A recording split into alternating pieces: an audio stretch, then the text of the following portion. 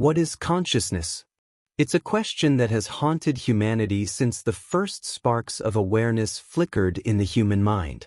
You can measure a heartbeat, track a neuron firing, or describe the chemical composition of the brain, but you cannot capture the raw sensation of being. That silent, invisible presence we each know intimately, yet cannot touch, weigh, or define, is the riddle at the core of existence. It is the ghost in the machine, the whisper between thoughts, the eternal mystery that refuses to bow before science. Imagine standing on a mountaintop at night. Above you, the stars burn in frozen silence, scattered like jewels across a velvet sky. Below you, cities glow like living constellations, pulses of human energy humming against the dark. Somewhere between those galaxies above and those neurons below, a spark arises, the feeling of being alive, of experiencing the world, of saying, I am. That spark is consciousness, and it is the one thing science has never been able to reduce to mere equations. The brain, we are told, is just matter, cells, synapses, electrical impulses. Yet from that matter comes music, dreams, love, sorrow, memory, a symphony of subjective experiences emerging from silent atoms that themselves have no awareness. How can the lifeless produce life, and how can matter give birth to mind? This is the paradox that lies before us. For centuries, we thought we had an answer. Consciousness, philosophers said, was a soul. Then materialists rose to argue that it was nothing more than brain chemistry. Neuroscience scanned the brain in glowing colors, mapping circuits, watching neurons light up like tiny constellations. But the deeper we looked, the more elusive the mystery became. You can point to the brain region that activates when someone sees the color red, but you cannot explain why it feels like anything at all. This is known as the hard problem of consciousness, a term coined by philosopher David Chalmers. The easy problems of the mind, memory, attention, perception, are only complicated puzzles of information processing. But the hard problem asks, why should any of this processing come with an inner world? Why should there be a voice in your head narrating the universe instead of silence? Picture yourself in a lab, wires attached to your head, a machine translating your brain waves into patterns on a screen.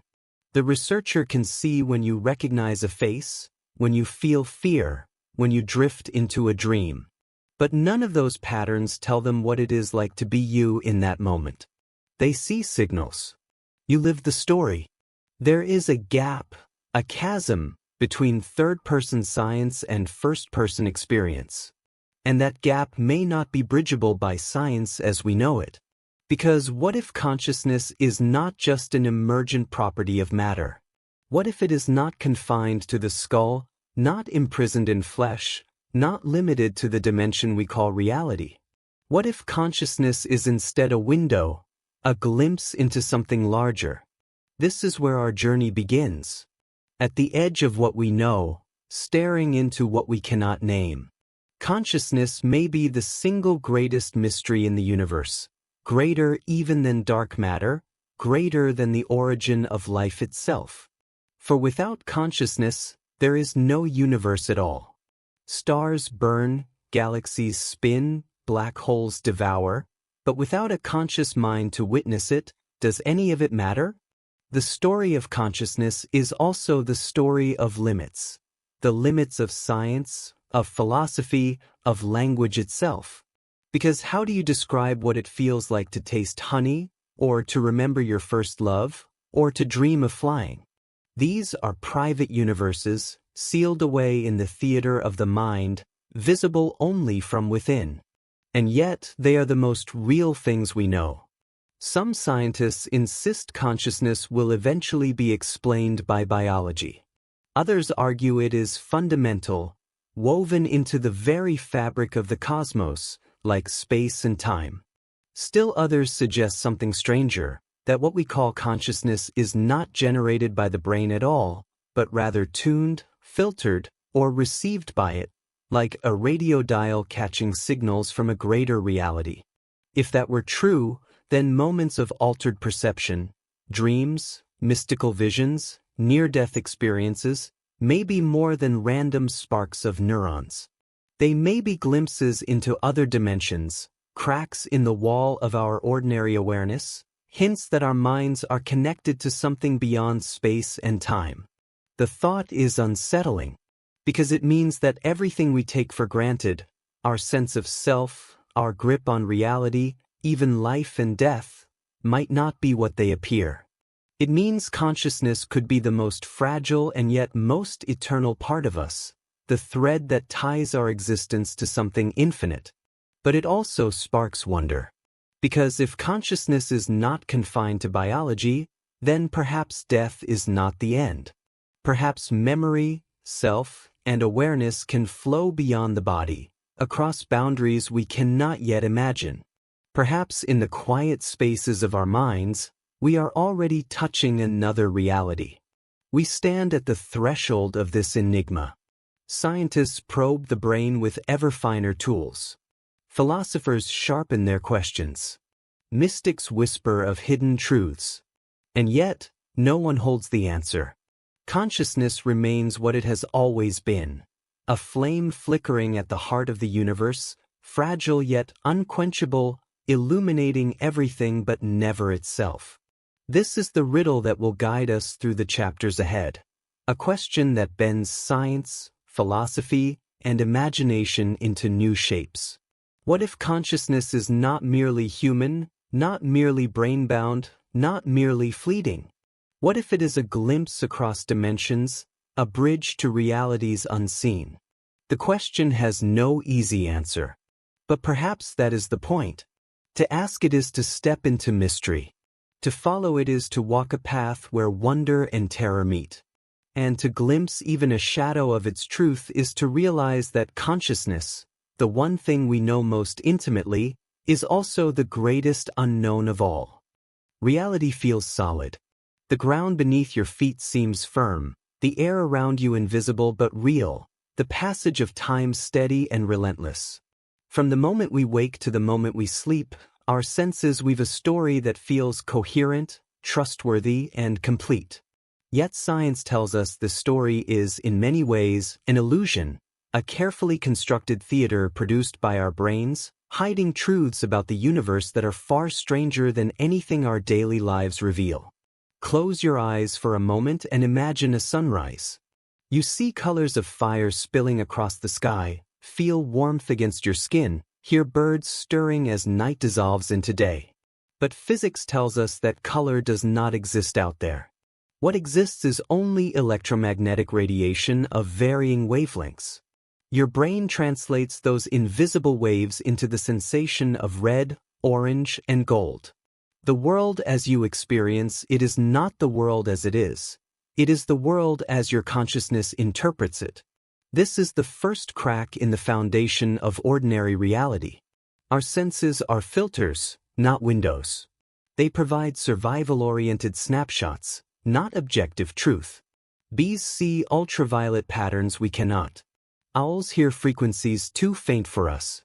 Dolphins navigate by sonar, perceiving acoustic landscapes that remain invisible to our eyes. Each creature inhabits its own version of reality, constructed by the limits of its biology. And we humans, though we like to believe we see the real world, are no different. We too are trapped inside the narrow corridors of perception. Yet science has revealed that even beyond sensory limits, the physical world itself is not what it seems. Consider time. To us, time feels like a river flowing from past to future. We remember what has been, anticipate what will come, and live suspended in the fragile point we call now. But Einstein shattered this intuition. His theory of relativity showed that time is not universal. It stretches and bends depending on speed and gravity. A clock aboard a fast-moving spacecraft ticks slower than one on Earth. Time itself is woven into the fabric of space, inseparable from it, a pliable dimension, not a rigid backdrop. And then there is matter. You look at your hand and see solidity. But zoom down into the atomic level, and solidity evaporates. Atoms are not little billiard balls but vast empty spaces. A nucleus, smaller than a grain of sand, floats inside a region the size of a cathedral, with electrons whirling around it like phantoms. If an atom were the size of a football stadium, the nucleus would be a marble at the center, and the electrons would be tiny motes dancing near the edges. Everything in your body, everything around you, is mostly emptiness. The illusion of solidity arises only because fields of energy repel one another when pushed together. The deeper physicists probe, the stranger it becomes. Quantum mechanics reveals particles that behave like waves, probabilities instead of certainties, entities that exist in multiple states at once until observed. Entangled particles, separated by vast distances, seem to share information instantaneously, as if reality itself ignores the cosmic speed limit of light.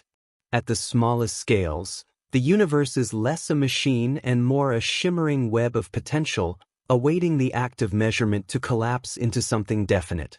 But even that act, the measurement, the observation, pulls consciousness back into the equation. Why should the presence of an observer alter physical reality? Why should a particle's fate depend on whether it is watched? These are questions physics has wrestled with for a century, and no one has answered them conclusively. The very fabric of reality, then, is far less stable than we imagine. Space and time bend. Matter dissolves into emptiness. Particles slip between being and non-being. And consciousness, the awareness that perceives it all, seems curiously entangled with the unfolding of the universe itself. This raises a profound contrast. On one hand, we live our lives inside a practical, ordinary reality, eating meals, paying bills, walking streets that feel firm beneath our feet. On the other hand, beneath that surface lies a universe that defies intuition, where the rules of daily experience dissolve into paradox. Our minds exist at the boundary of these two realms, clinging to solidity while peering into strangeness. And yet, the tension between them is not hopeless, it is fertile, because it suggests that consciousness itself may be more than a passive passenger.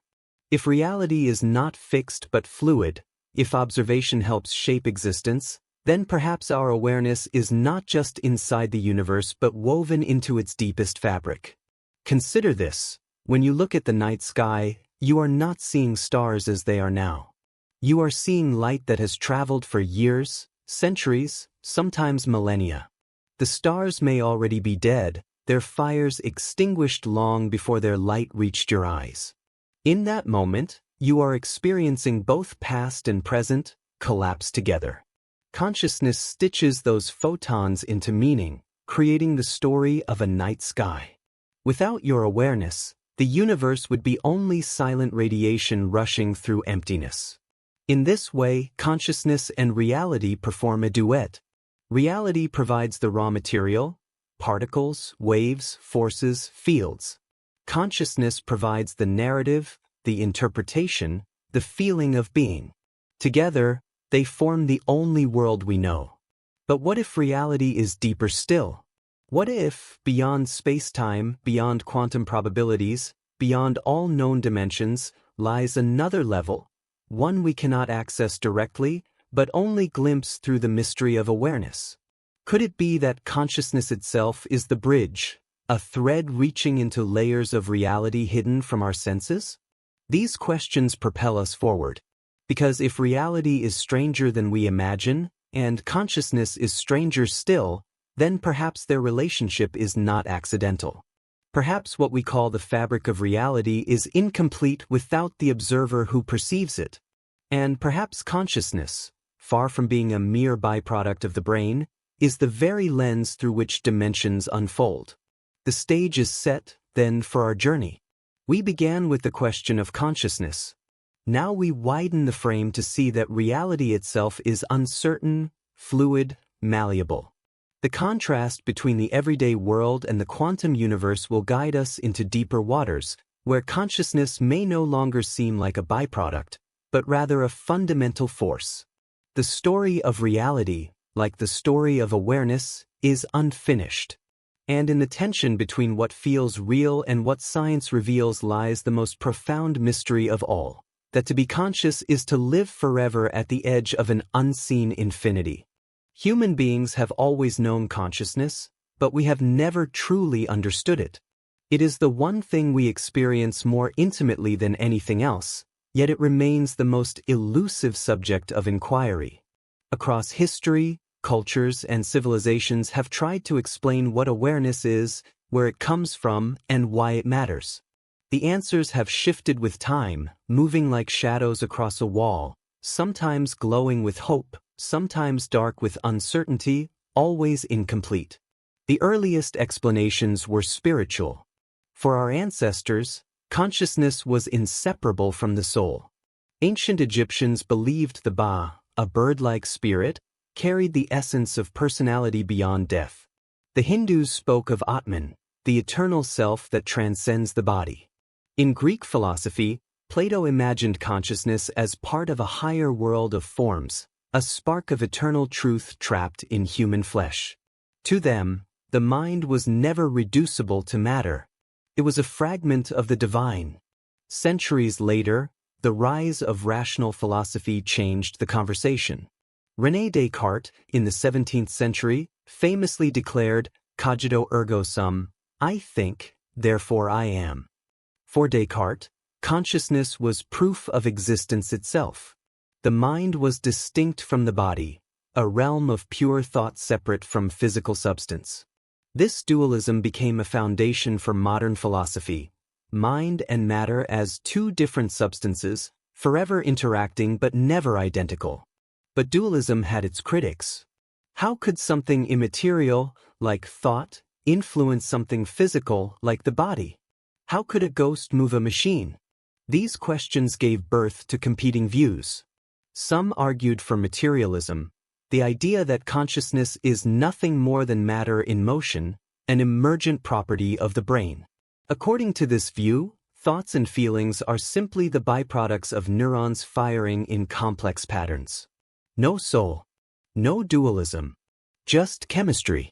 By the 19th century, materialism began to dominate. Neuroscientists discovered that brain injuries could alter personality, memory, or perception. The case of Phineas Gage, a railway worker whose frontal lobe was destroyed by an iron rod, transforming his personality overnight, seemed to prove that consciousness was tied to the brain's physical structure. Psychology arose as a science attempting to map the mechanisms of the mind as if it were just another natural system. The 20th century brought even sharper turns. Behaviorism dismissed consciousness entirely, treating it as an illusion or, at best, irrelevant. To behaviorists like B. Skinner, only observable behavior mattered. The inner world of thought and feeling was unscientific, unmeasurable, and therefore unworthy of study. For decades, psychology turned away from the very thing that defined human experience. But consciousness refused to vanish. In the latter half of the century, the cognitive revolution reignited interest. Computers became metaphors for the brain, and scientists began to model consciousness as information processing. The mind was seen as software, the brain as hardware. This analogy gave rise to early theories of attention, memory, and decision-making, laying groundwork for today's neuroscience. Yet even as progress surged, the hard problem remained. Machines could process information, but did they feel? A computer could calculate, but could it experience the redness of a rose, the sweetness of music, the ache of longing? Philosophers pushed deeper. In 1974, Thomas Nagel posed a haunting question. What is it like to be a bat? His point was simple but devastating. No matter how much we study a bat's brain or behavior, we can never know what it feels like to be a bat, to experience the world through sonar. Subjective experience, the inner texture of life, cannot be reduced to objective science. Nagel's challenge echoed through philosophy, reinforcing the mystery of consciousness. Meanwhile, other thinkers explored stranger ideas. Some revived panpsychism, The belief that consciousness is not confined to humans or animals but is a fundamental property of all matter. Perhaps every atom contains a glimmer of awareness. Others leaned toward idealism, suggesting that consciousness is not produced by matter at all, but is instead the foundation of reality itself, that the physical world emerges from mind, not the other way around. In parallel, science continued its march. Functional MRI scans mapped the living brain in dazzling detail. Researchers identified networks that light up when we daydream, focus, or dream. The default mode network was discovered, thought to be linked to our sense of self. Global workspace theory proposed that consciousness arises when information is broadcast across the brain's networks, like an internal stage play. Integrated information theory suggested that consciousness is the measure of how much information a system integrates into a unified whole. These theories brought us closer, but still left the essential mystery intact. Because no matter how precise the maps, no matter how sophisticated the models, the question remains: why does it feel like anything at all to be alive? Why is there a first-person perspective instead of just blind mechanisms? Why is the inner movie of consciousness so rich when the brain is only circuits of neurons and chemicals?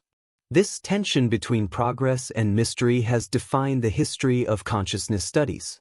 Each era builds explanations only to find cracks at the edges. The spiritual becomes philosophical.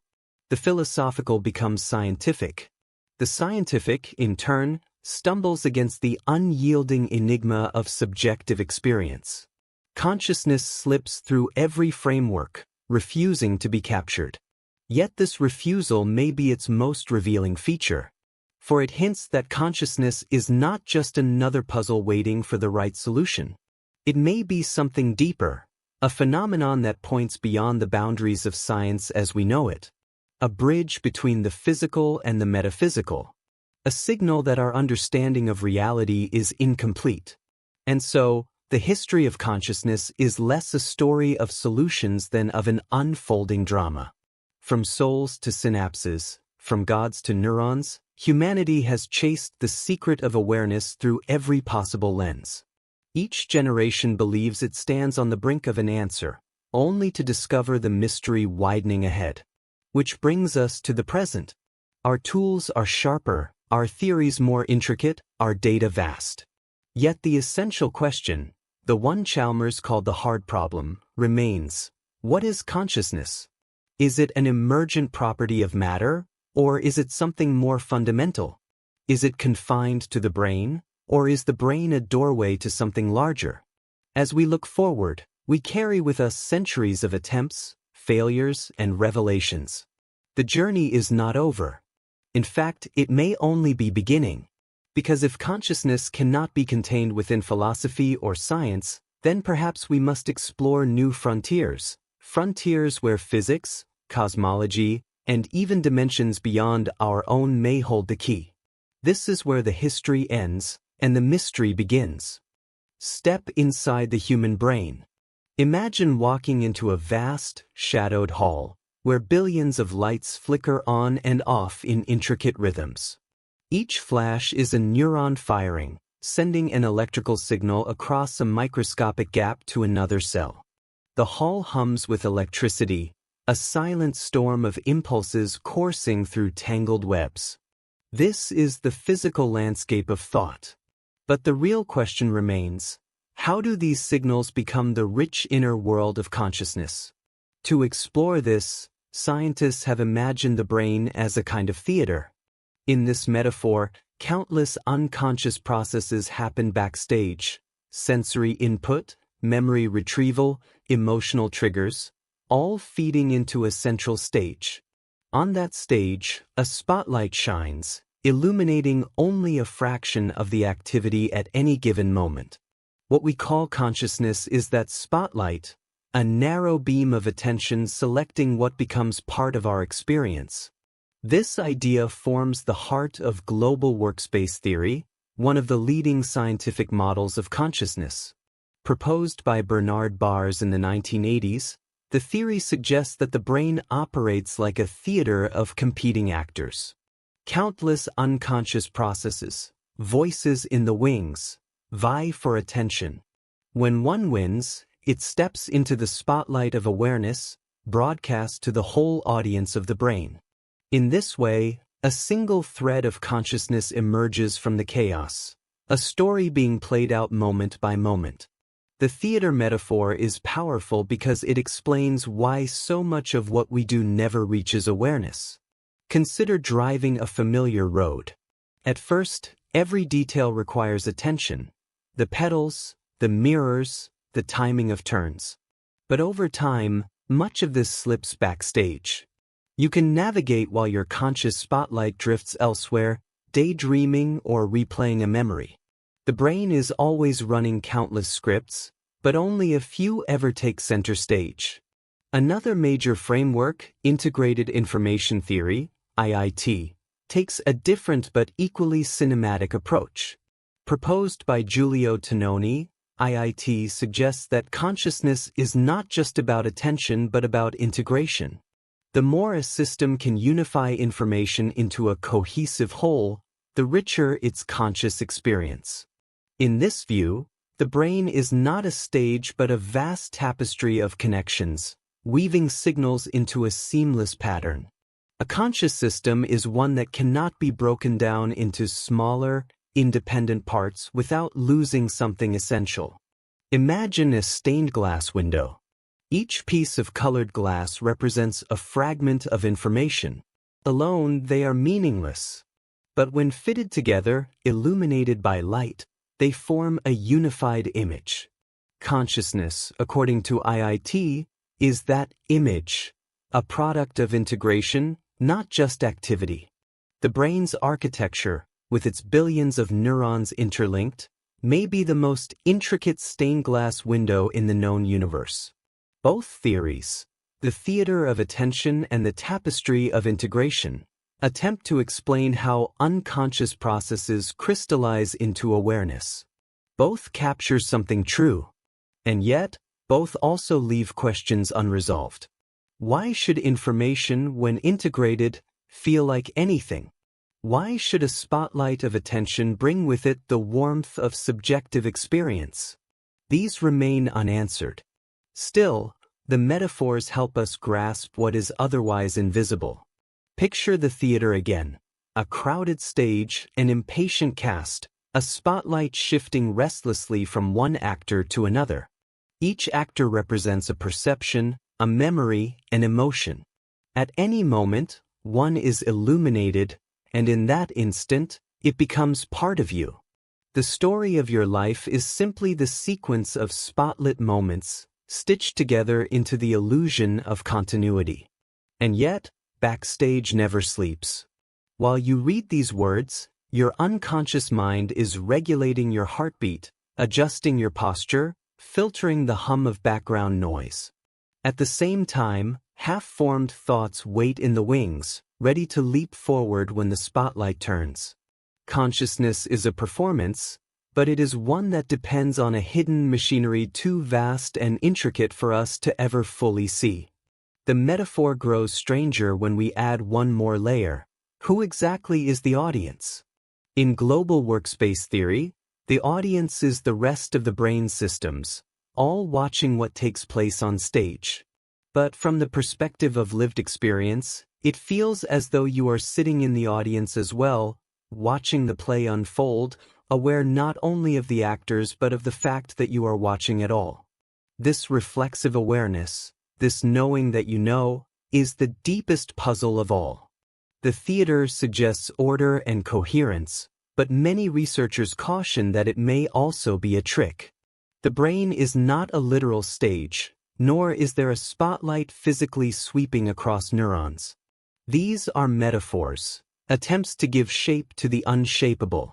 What is undeniable, however, is the vividness of experience. Whatever the mechanics, the show is real to us. But the theater image also sets the stage for a deeper possibility. What if the spotlight of awareness is not confined to the brain? What if the brain is only the stage, while consciousness itself comes from beyond? A theater requires light to illuminate it. Could it be that the light of awareness shines from somewhere outside the material machinery, casting its glow across neurons the way sunlight casts shadows on Earth? This is where the metaphor breaks open into mystery. Because while theories like global workspace and IIT bring us closer to understanding, they do not yet explain the essence of consciousness itself. They describe the performance, but not the source of the light. They map the actors and the stage, but leave the audience, the self, the witness, untouched. And so, the theater continues to play night after night inside each of us.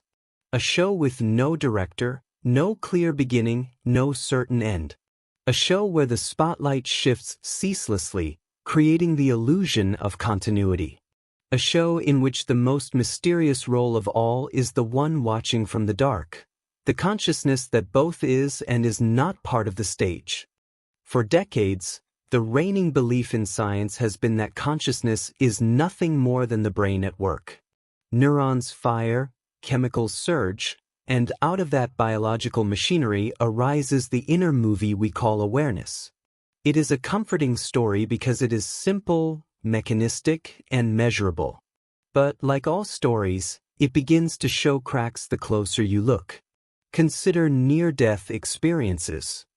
Thousands of people across cultures report eerily similar events when their brains are supposedly shutting down. Tunnels of light, feelings of floating outside the body, encounters with deceased loved ones, overwhelming senses of peace. Medical scans show that, in many cases, these experiences occur when measurable brain activity has flatlined.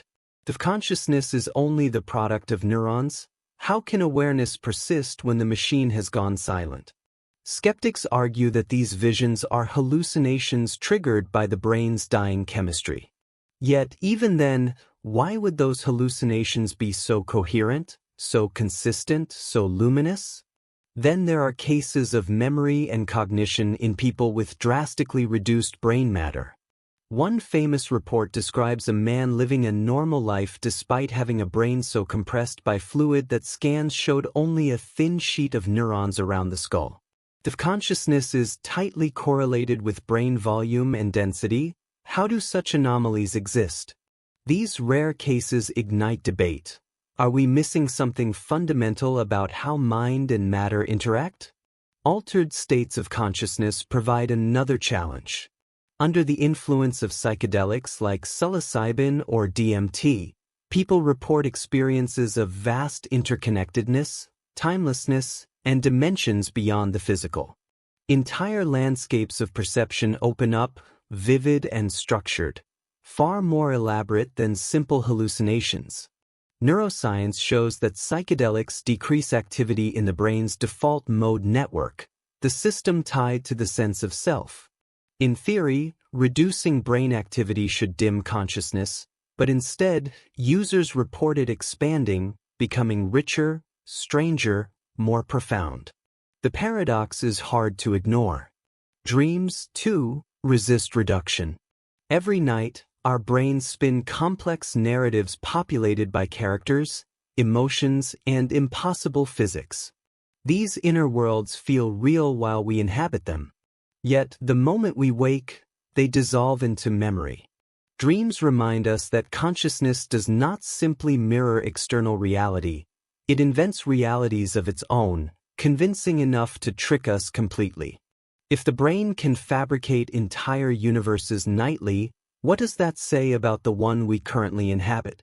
Could our waking reality be another kind of dream, woven by deeper layers of mind? The most unsettling cracks come from quantum mechanics. At the subatomic level, particles behave like ghosts, existing in multiple states until observed. The act of measurement collapses probabilities into concrete outcomes. But what counts as an observer? Is it simply any interaction with another particle, or does conscious awareness play a role? Some interpretations of quantum physics leave open the possibility that consciousness is not a byproduct of matter, but a participant in shaping reality. If so, the relationship between mind and matter is far stranger than materialism allows. Even within neuroscience itself, mysteries remain. Brain scans can reveal patterns of activity when we feel fear, joy, or recognition. But no scan explains why those patterns come with subjective experience. No readout captures the redness of red, the ache of longing, or the feeling of being alive. This explanatory gap persists despite billions of dollars of research. Each time scientists map a new circuit, the essence of consciousness slips further away, like water through cupped hands. The cracks widen when we examine paradoxical states like blind sight. Some patients with brain damage to visual regions insist they cannot see anything. Yet, when asked to guess where an object is, they point accurately, as if some hidden awareness remains beneath the surface. Consciousness here seems fractured, existing in layers, some available to introspection, others hidden in shadows. Materialism struggles to explain how awareness can be both absent and present at once. Perhaps the most haunting crack of all is death itself. Materialism tells us that when the brain dies, consciousness vanishes just as a flame extinguishes when oxygen runs out. Yet, across cultures, myths and testimonies insist otherwise, that awareness continues, that something survives the fall of the body. Whether true or not, these accounts highlight the deep emotional weight tied to consciousness. If awareness truly is only brain activity, then death is the final silence. If not, then perhaps the end is a transition, a doorway, not a wall.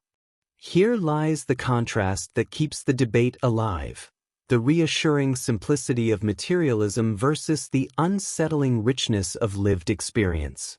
Materialism reduces us to machines. But experience whispers that we are more than mechanisms, that consciousness stretches into realms science cannot yet measure. And perhaps this is the most important crack of all, our own intuition. We feel that our inner life cannot be reduced to neurons. We feel that awareness has a depth and dignity beyond biology. Of course, feelings can deceive, but what if they are also signals of something real? What if our longing for transcendence, our sense of existing beyond flesh, is not illusion but intuition, pointing toward a deeper truth? The cracks do not destroy materialism outright. Many scientists believe they will be patched with better data, sharper tools, and new theories. But for now, they remain gaps in the story, inconsistencies that keep the mystery alive. And in those cracks, other possibilities emerge. Perhaps consciousness is not confined to the brain. Perhaps the brain is not a generator, but a filter, a receiver, a translator of something greater. This idea will guide us into the next chapters. Because if consciousness is more than matter, then we must look to realms beyond matter. Quantum mysteries, hidden dimensions, cosmic tapestries, to seek answers. The cracks in the materialist story are not just flaws, they are openings. Through them, light seeps in, suggesting that awareness may not only inhabit this universe, but connect us to others. And that possibility, haunting and beautiful, is what keeps the mystery alive. At the foundation of reality, beneath atoms and molecules, lies a world that defies reason. It is a place where the ordinary rules of cause and effect collapse, where certainty gives way to probability, where particles flicker between being and not being. This is the quantum realm, the strange domain of the very small. And for more than a century, it has unsettled scientists and philosophers alike. It is here, in this twilight world, that some believe the secret of consciousness may be hidden. Begin with the double-slit experiment, one of the most famous demonstrations in physics. Imagine firing tiny particles, electrons, at a barrier with two slits. If only one slit is open, the particles pass through and form a predictable pattern on the screen behind. But when both slits are open, something extraordinary happens. The electrons do not behave like solid particles. Instead, they create an interference pattern, as if they were waves, overlapping and canceling each other. It is as though each electron passed through both slits at once, existing in two states simultaneously. Now comes the twist. Place a detector at the slits to measure which path the electron takes, and the interference pattern vanishes. The particles behave normally again, choosing one slit or the other. Observation changes the outcome. It is as if the universe refuses to decide what is real until it is watched. This result is not a trick or an illusion. It has been repeated countless times. And it suggests a profound mystery. Does consciousness, the very act of observing, play a role in shaping reality? Or is observation simply another physical interaction, with awareness incidental? The question has never been fully answered. But the experiment leaves us with the haunting image of a universe suspended in potential, waiting for awareness to collapse it into actuality. Superposition deepens the puzzle.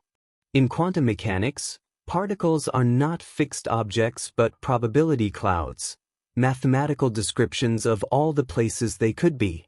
Until measured, an electron is not in one location but many. Schrödinger's famous thought experiment captures this with his hypothetical cat, locked in a box with a quantum mechanism that may or may not release poison. Until observed, the cat exists in a superposition, both alive and dead. Absurd as it sounds, this reflects the actual mathematics of quantum theory. Consciousness seems to bring clarity where physics alone allows only uncertainty. Then there is entanglement, what Einstein once called spooky action at a distance. When two particles become entangled, their states link together, no matter how far apart they travel. Measure one, and the other instantly knows what result to display. If one spins up, the other spins down, even if they are separated by galaxies. Experiments have confirmed this countless times.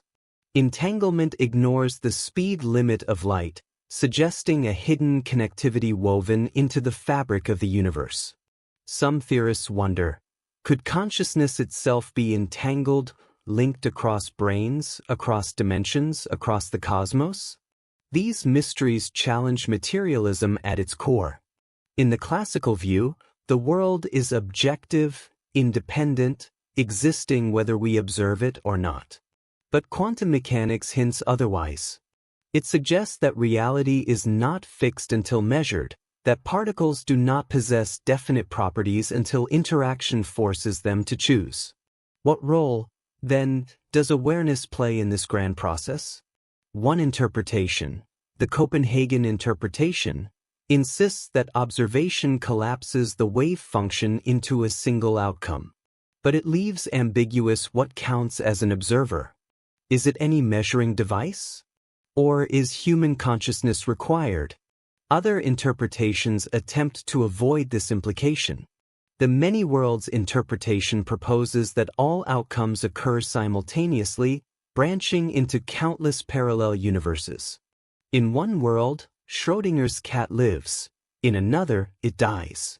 Consciousness merely rides one branch while infinite others continue unseen. Still, the problem remains. Why does experience feel unified, coherent, continuous, when the mathematics suggests endless splitting? Why do we inhabit this branch and not another? And is our awareness perhaps the thread that stitches possibilities into one lived reality?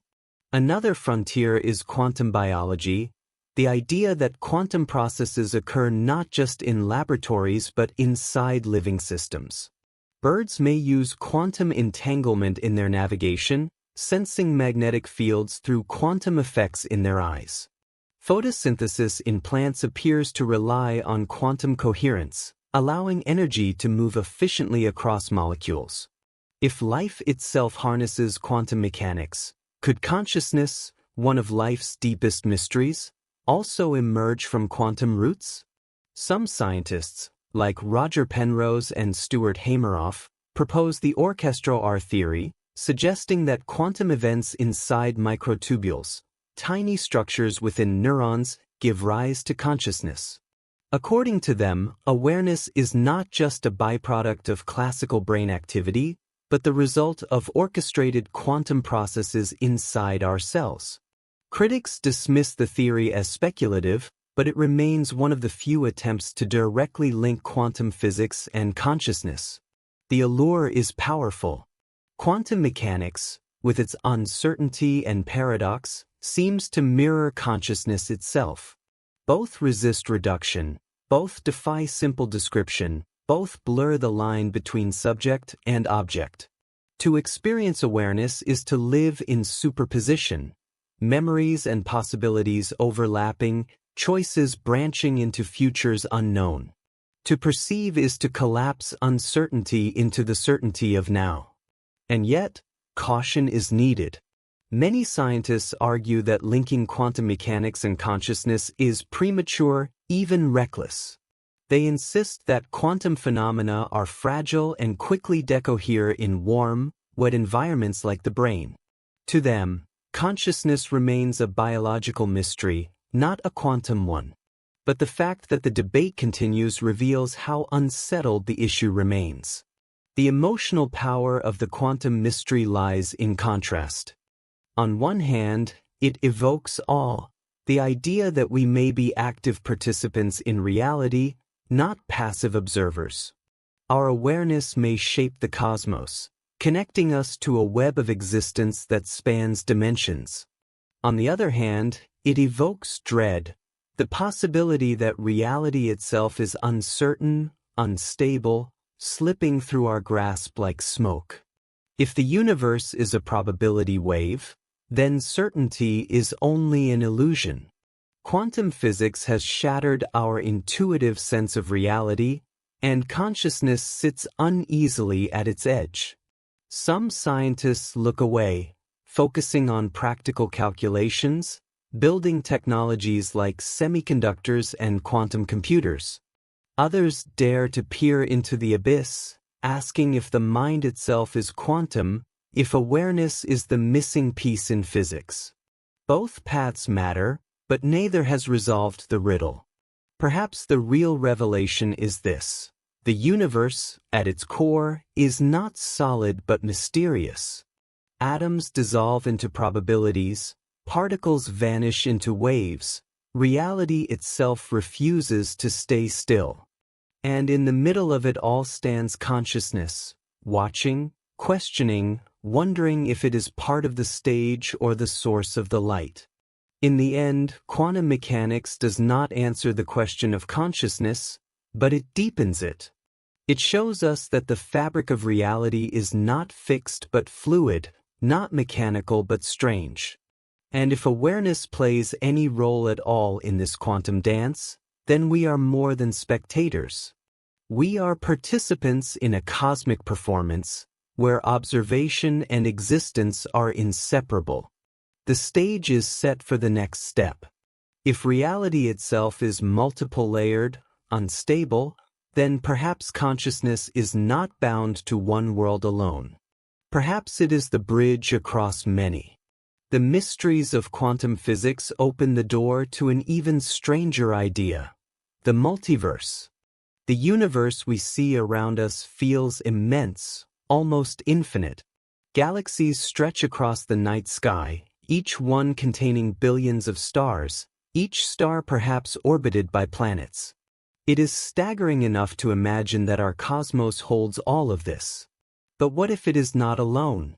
What if, beyond the edge of our perception, hidden behind a veil of dimensions, there exist other universes, parallel realities, countless in number, each with its own laws, its own histories, its own possibilities? This is the breathtaking, terrifying proposition of the multiverse. The idea arises from the very equations of physics. Inflation theory, proposed to explain why the cosmos looks so uniform, suggests that in the earliest instant after the Big Bang, space expanded at a rate faster than light. In some versions of the theory, this inflation never truly ends. Pockets of space stop inflating, forming bubble universes like ours, while inflation continues elsewhere endlessly. Each bubble is its own cosmos, sealed off, unreachable. Some may resemble ours, others may be utterly alien, governed by different physical constants. The multiverse may not be a fantasy, but a natural consequence of cosmic inflation. Quantum mechanics adds another layer. As we saw with the double-slit experiment, particles exist in superposition until observed. The many-worlds interpretation takes this idea to its extreme. Instead of collapsing into one outcome, the universe splits, branching into parallel realities for each possibility. Choose left and one world unfolds. Choose right and another forms. In one universe, you are reading this sentence. In another, you never began. Reality is not a single line, but an ever-branching tree of infinite worlds. This vision is both exhilarating and disorienting. On one hand, it solves paradoxes. No need to explain wave function collapse, no need to privilege observers. Everything happens, just in different universes. On the other hand, it multiplies reality beyond comprehension, infinity upon infinity. A multiverse where every choice, every event, every fluctuation spawns a new cosmos. If true, then there are universes where Earth never formed, universes where dinosaurs still rule, universes where stars burn with different colors, universes where you never existed. Philosophically, the multiverse raises profound questions about meaning and identity. If infinite versions of you exist, some happy, some tragic, some monstrous, then what defines you? Is consciousness tied to this branch alone, or is it spread across many? Are we singular beings, or echoes across dimensions? Some thinkers suggest that our awareness might be tethered to just one thread, chosen among billions. Others wonder if consciousness itself is the force that selects, collapsing possibility into the path we live. But the multiverse is not merely abstract. Some physicists believe evidence might be found.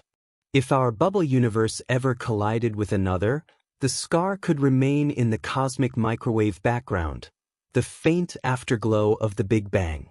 Researchers have searched for these anomalies, faint circular imprints that could betray a cosmic neighbor.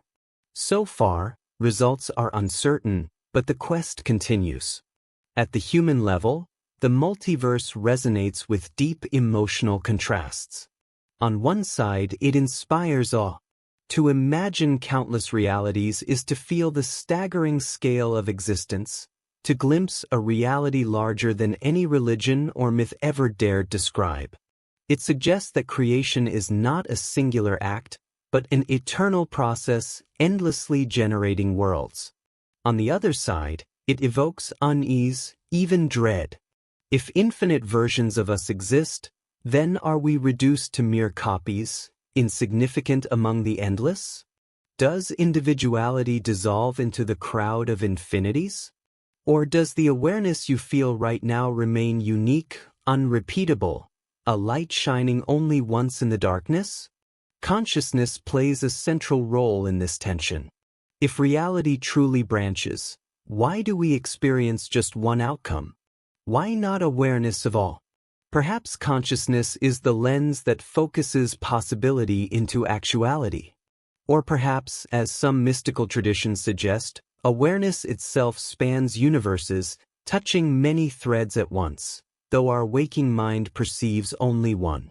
Could déjà vu, dreams, or sudden intuition be glimpses of other paths? Science cannot yet say. But the mystery lingers. The multiverse also reframes destiny and free will. In one view, every choice spawns both outcomes, rendering free will meaningless. Yet in another, it grants freedom unimaginable. Every possibility exists somewhere, no path is ever lost, no fate forever sealed. The tragedy of one world may be the triumph of another. The death of one universe may be the birth of 1,000 more. To live is to walk one branch, but the tree of existence is infinite. And yet, not all scientists accept the multiverse. Critics argue that it is untestable, a speculation disguised as physics. If other universes are forever beyond reach, then what use is the idea? Without evidence, it risks becoming metaphysics, not science. Proponents reply that the multiverse may be the only explanation for why our universe permits life at all. Change the strength of gravity, the charge of the electron, or the balance of fundamental forces, and stars could not form, chemistry could not function, consciousness could not arise. Perhaps we live in a universe fine-tuned for life, not because of design, but because countless universes exist, and we happen to inhabit one where life is possible. This anthropic principle is controversial. Some find it unsatisfying, a surrender to probability. Others see it as the ultimate scientific humility. We are not central, not chosen, merely fortunate travelers in one bubble among countless others. Whether comforting or unsettling, it changes how we view our place in existence. The emotional climax of the multiverse hypothesis lies in contrast. Imagine, on one hand, we are unique, living a singular, unrepeatable life in a fragile cosmos. On the other, we may be infinite, mirrored across countless worlds, our choices both meaningful and meaningless at once. The truth may never be proven, but in contemplating it, we stretch the boundaries of imagination, standing on the edge of possibility, gazing into a horizon that extends beyond eternity. As the multiverse expands in theory, a deeper question follows. If consciousness is not confined to one universe, could it traverse many? Could awareness itself be multidimensional, moving across the vast sea of realities like a voyager between shores? The multiverse sets the stage for this radical possibility, that consciousness may not merely exist within one universe, but serve as the thread that binds them all. For centuries, science has tried to frame consciousness as nothing more than an emergent property of matter. The brain, a dense forest of neurons firing electrical signals, has been seen as the sole origin of thought, memory, and awareness. From this perspective, consciousness is not fundamental but secondary, a shadow cast by the machinery of biology. Yet, as we have peeled deeper into the brain's layers, mapped its networks, and simulated its functions with artificial intelligence, the mystery has only deepened. Consciousness remains elusive, slippery, unwilling to be reduced to chemistry alone. The possibility arises that we have been looking in the wrong place. Perhaps consciousness is not something matter produces, but something matter reveals. This idea, that awareness might exist beyond the physical, has long hovered at the edges of philosophy and spirituality. Ancient traditions, from Hindu Vedanta to Buddhist teachings, have described consciousness as the ground of reality, the ocean in which matter itself floats. In the West, thinkers like Descartes split mind from matter, but modern science has largely resisted this dualism, insisting that all phenomena must emerge from physical causes. Still, anomalies persist. Near-death experiences, sudden insights, and unexplained flashes of awareness hint at something that may transcend the brain's machinery. Could it be that consciousness itself is a fundamental dimension of reality, as basic as space and time? Quantum physics provides one doorway into this possibility. In experiments, particles behave differently when observed, collapsing from wave-like probabilities into concrete outcomes. This raises a disturbing implication. Observation, awareness, seems woven into the very fabric of physics. Some interpretations dismiss this as a quirk of measurement, but others ask a radical question. Is consciousness not the byproduct of matter, but the field upon which matter emerges? If the universe is a stage of probabilities, then perhaps consciousness is the light that makes the stage visible. Without it, reality may remain potential, unformed. Theories of panpsychism attempt to bridge this gap. Rather than assuming consciousness suddenly appears when matter becomes complex enough, panpsychism suggests that awareness pervades all things, from the simplest atom to the grandest galaxy.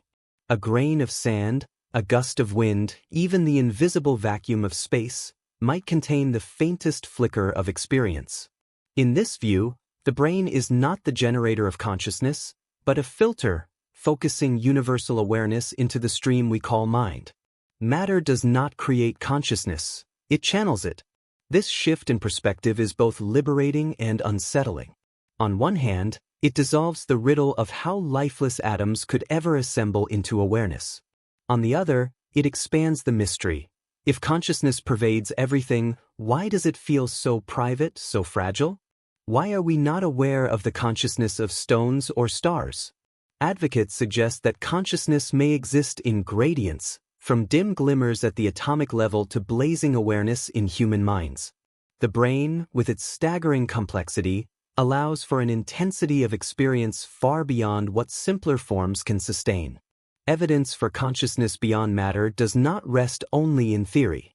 Reports from those who have clinically died yet returned often describe vivid experiences, tunnels of light, encounters with beings, a sense of timeless unity. Skeptics attribute these visions to the brain's final chemical surges, a dying hallucination. Yet others note that such accounts often include verifiable details, the awareness of events occurring while the brain was flatlined, perceptions that should have been impossible. If even one of these cases is genuine, it challenges the assumption that the brain is the sole seat of consciousness. Mystical experiences across cultures echo similar themes: the dissolution of self, the sense of unity with the cosmos, the perception of realities beyond ordinary space and time. Whether induced by meditation, fasting, or psychedelics, the patterns recur. Is this simply the brain misfiring, generating illusions? Or is the brain, in those altered states, lowering its barriers, allowing consciousness to expand beyond its usual confines? Some neuroscientists have proposed the filter theory, suggesting that the brain restricts a larger consciousness field to ensure survival. Under certain conditions, the filter loosens, and awareness floods outward. If consciousness is not limited to matter, the implications ripple outward. Life and death are no longer absolutes, but transitions. Awareness may not vanish when neurons cease to fire, but may continue in forms we cannot yet fathom. The self may not be a fragile spark destined to extinguish, but a wave in a greater ocean, changing shape but never truly lost. This possibility stirs both hope and fear. Hope that death is not the end, fear that our individuality may dissolve into something far larger where I no longer exist. The emotional resonance of this idea cannot be overstated. Imagine that every thought you have, every flash of memory, is not the product of fragile gray matter alone, but part of a deeper reality connected across dimensions. The love you feel, the awe of a starry sky, the fear of oblivion, these are not accidents of biology, but the expressions of a consciousness that transcends space and time. To consider this is to feel both humbled and elevated, caught between the limits of flesh and the infinite possibility of awareness itself. Science hesitates to step fully into this territory. The materialist paradigm has built its strength on evidence, predictability, and measurable results. Consciousness, stubbornly unmeasurable, remains the ghost in the equation. But as neuroscience struggles to explain the subjective nature of experience, the so-called hard problem of consciousness, more researchers are willing to entertain radical ideas. If matter cannot account for mind, perhaps mind must be more than matter. Perhaps, like gravity or electromagnetism, consciousness is a fundamental force, one that we have yet to understand. This perspective aligns with certain interpretations of information theory. The universe, at its core, may be information, patterns of data woven into the fabric of spacetime. Consciousness could be the ability of reality to perceive itself, the inner dimension of information. In this light, matter and energy are simply expressions of a deeper informational field, and awareness is the way that field knows it exists. We are not separate from this field. We are it, condensed into the fragile framework of biology, yet always connected to the whole. The contrast at the heart of this section is sharp. Either consciousness is nothing more than a flicker of neurons extinguished at death, or it is something far more profound, an eternal aspect of reality glimpsed through the narrow window of human experience. One vision is comforting in its clarity, yet bleak in its finality. The other is expansive, thrilling, but uncertain, filled with mystery. Between these poles, our imagination trembles. The question that lingers is not just scientific but personal. What are we? Bodies animated by chance chemistry? Or awareness flowing through matter, tasting life in temporary forms? If consciousness truly transcends matter, then the story of our existence stretches far beyond what we can see. The answers may lie in future experiments, in new theories, or perhaps in the silent depths of our own awareness. Long before the scientific method emerged, long before telescopes revealed the galaxies, and microscopes exposed the hidden worlds of cells, human beings turned inward. They closed their eyes, silenced their breath, and sought answers in the silence of the mind. The mystics of ancient civilizations, Hindu sages in India, Taoist philosophers in China, Sufi poets in Persia, and shamans across indigenous cultures, claimed that reality was not only material but deeply conscious. To them, the universe was not a dead mechanism but a living field of awareness, and consciousness was not a byproduct of matter but the very ground of being. The Vedic tradition of India described consciousness as Brahman, the ultimate reality from which all things arise and to which all things return. Individual awareness, or Atman, was said to be a spark of this cosmic flame.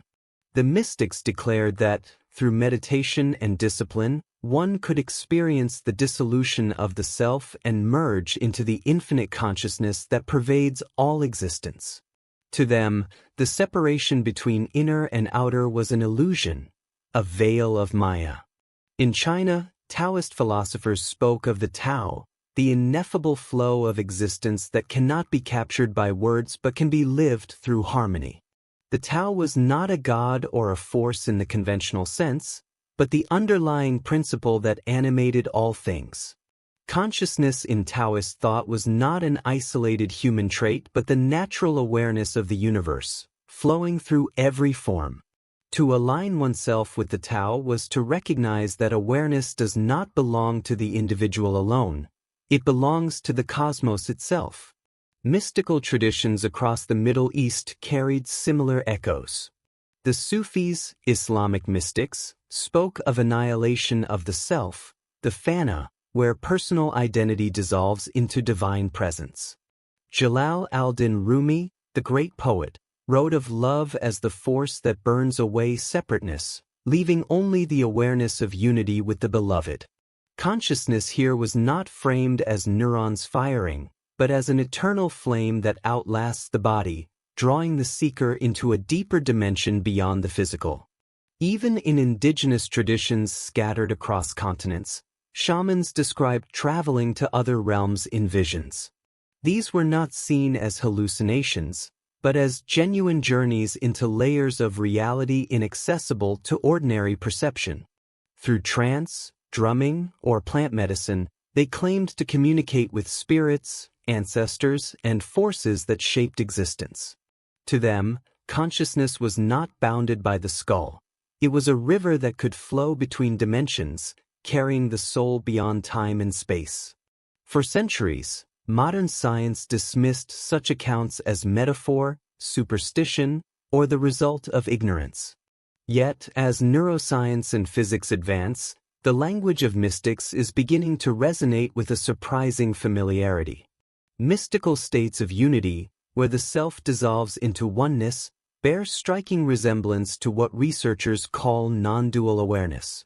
Functional brain scans of meditators reveal that the regions responsible for self-referential thinking quiet down, while networks associated with direct perception become more active.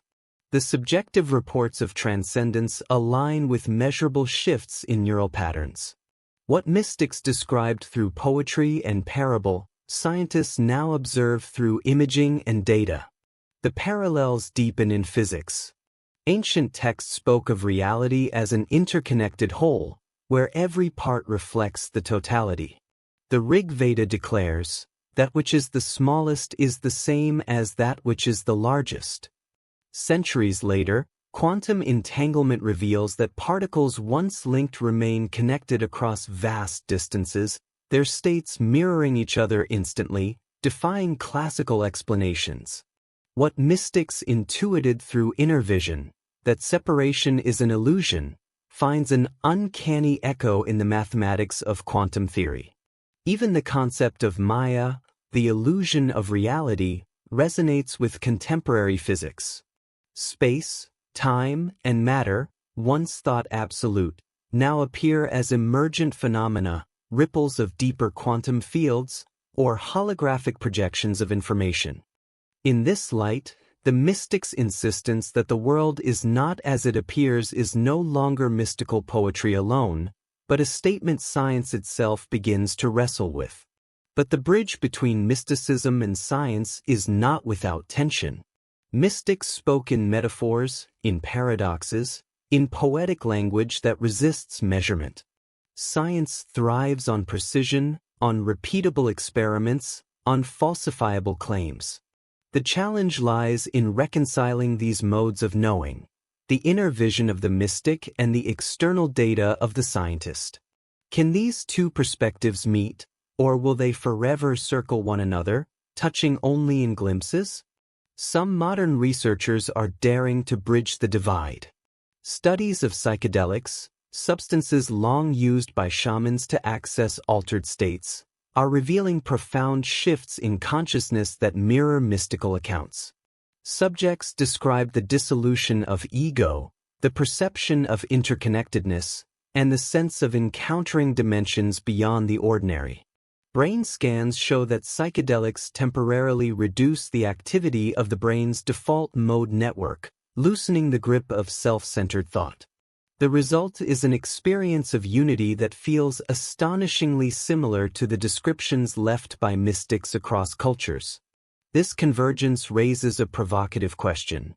Were the mystics describing subjective illusions, or were they tapping into a deeper dimension of consciousness that science is only now beginning to glimpse? If both perspectives point toward the same reality, one through inner exploration, the other through empirical investigation, then perhaps consciousness is not bound to the divide between science and spirituality, but is the very bridge itself. The emotional weight of this idea is profound. Imagine that the visions of sages, the poetry of Rumi, the chants of shamans, were not mere superstition, but early maps of consciousness drawn with the tools available to them. And now, imagine science, with its instruments and theories, uncovering patterns that rhyme with those ancient maps. The thought ignites a sense of continuity, a recognition that human beings across cultures and centuries have been peering into the same mystery from different angles. Yet the contrast remains sharp. The mystic claims certainty through direct experience. I have seen. I have become one with the infinite. The scientist demands evidence. Show me the data. Replicate the result. Between them lies the tension of knowledge and belief, intuition and proof. This tension is not a weakness, but a source of energy, pulling the narrative forward, compelling us to ask, can the two perspectives meet without losing their integrity? Perhaps the answer lies in humility. Both mystics and scientists stand before a mystery that exceeds their grasp. The mystic speaks of the ineffable, admitting words fail. The scientist acknowledges the limits of current theories, recognizing that consciousness remains unexplained. In this shared humility, there is common ground. Both traditions remind us that to be human is to seek, to wonder, to lean into the unknown. As the section closes, the audience is left suspended between two visions. One, a tapestry of ancient voices, whispering of unity, timelessness, and dimensions beyond the senses. The other, the sharp clarity of modern science, tracing equations that hint at the same truths. The question lingers, are these two paths leading to the same summit, different routes up the same mountain? Or are they describing entirely different landscapes, destined never to converge? The answer remains a mystery, and in that mystery lies the beauty of the search itself. What if our universe is not the only one? What if the vastness we see through telescopes, The billions of galaxies, each with billions of stars, represents just one fragment of an unimaginably larger reality. This is the radical proposition of the multiverse hypothesis, a scientific idea that stretches imagination to its limits and forces us to reconsider the very nature of existence.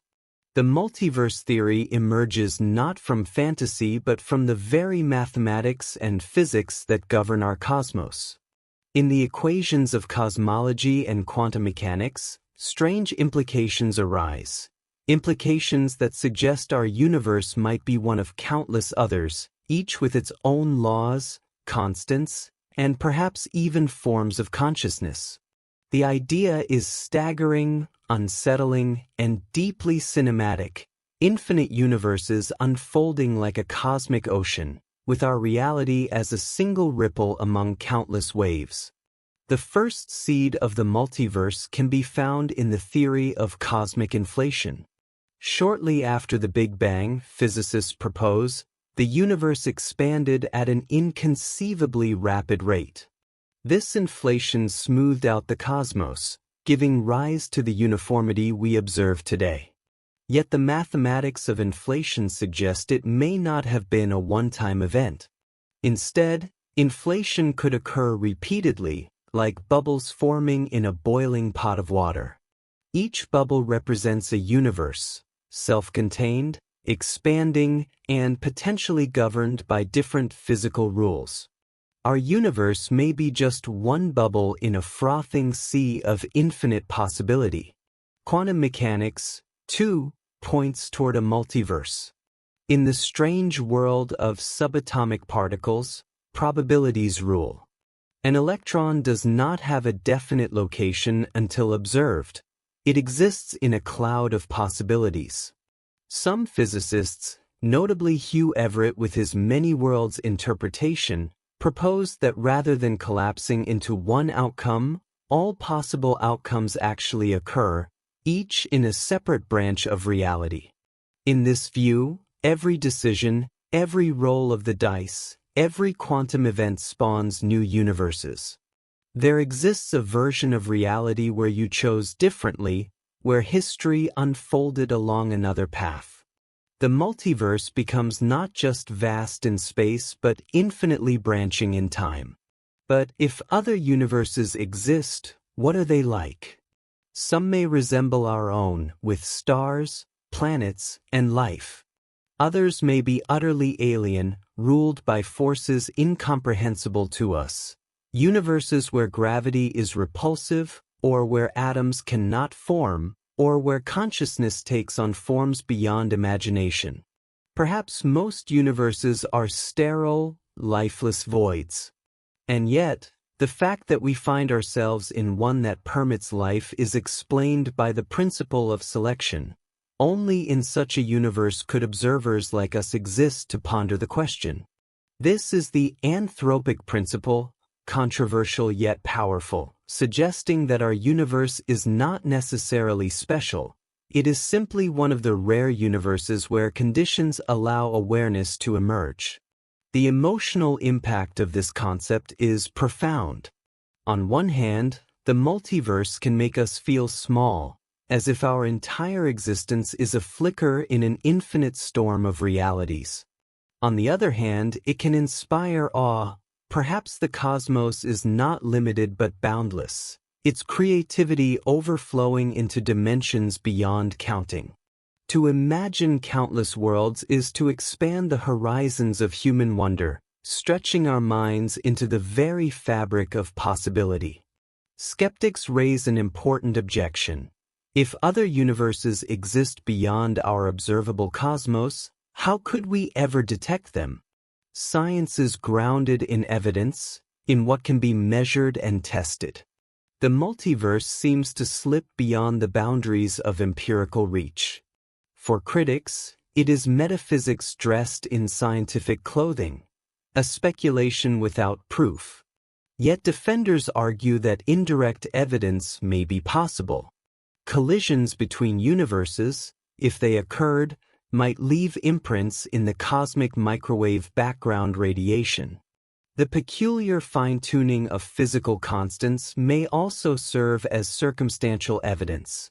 The odds of our universe having the precise conditions for life are astronomically small, unless there are countless universes with varying conditions. In such a cosmic lottery, we simply find ourselves in one of the winning tickets. The multiverse also introduces striking philosophical implications.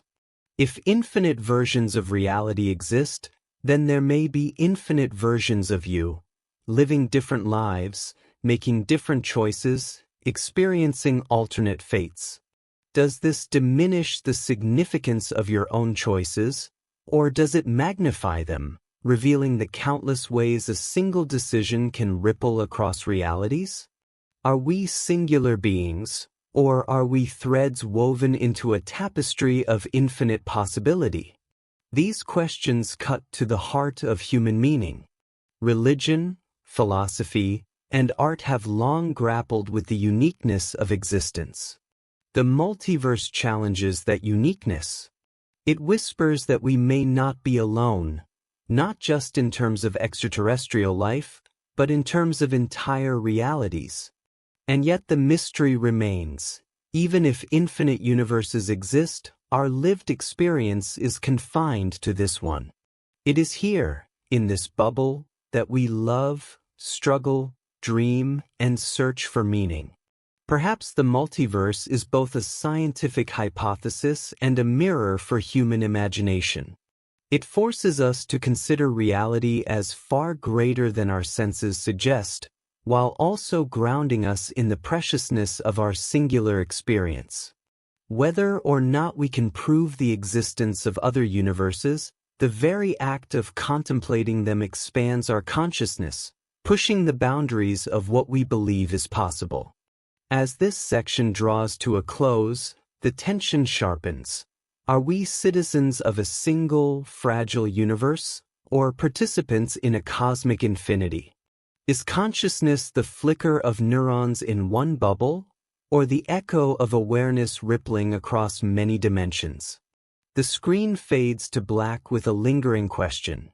If reality is infinite, what does it mean to truly exist in just one of its countless worlds? Imagine a room filled with the hum of machines.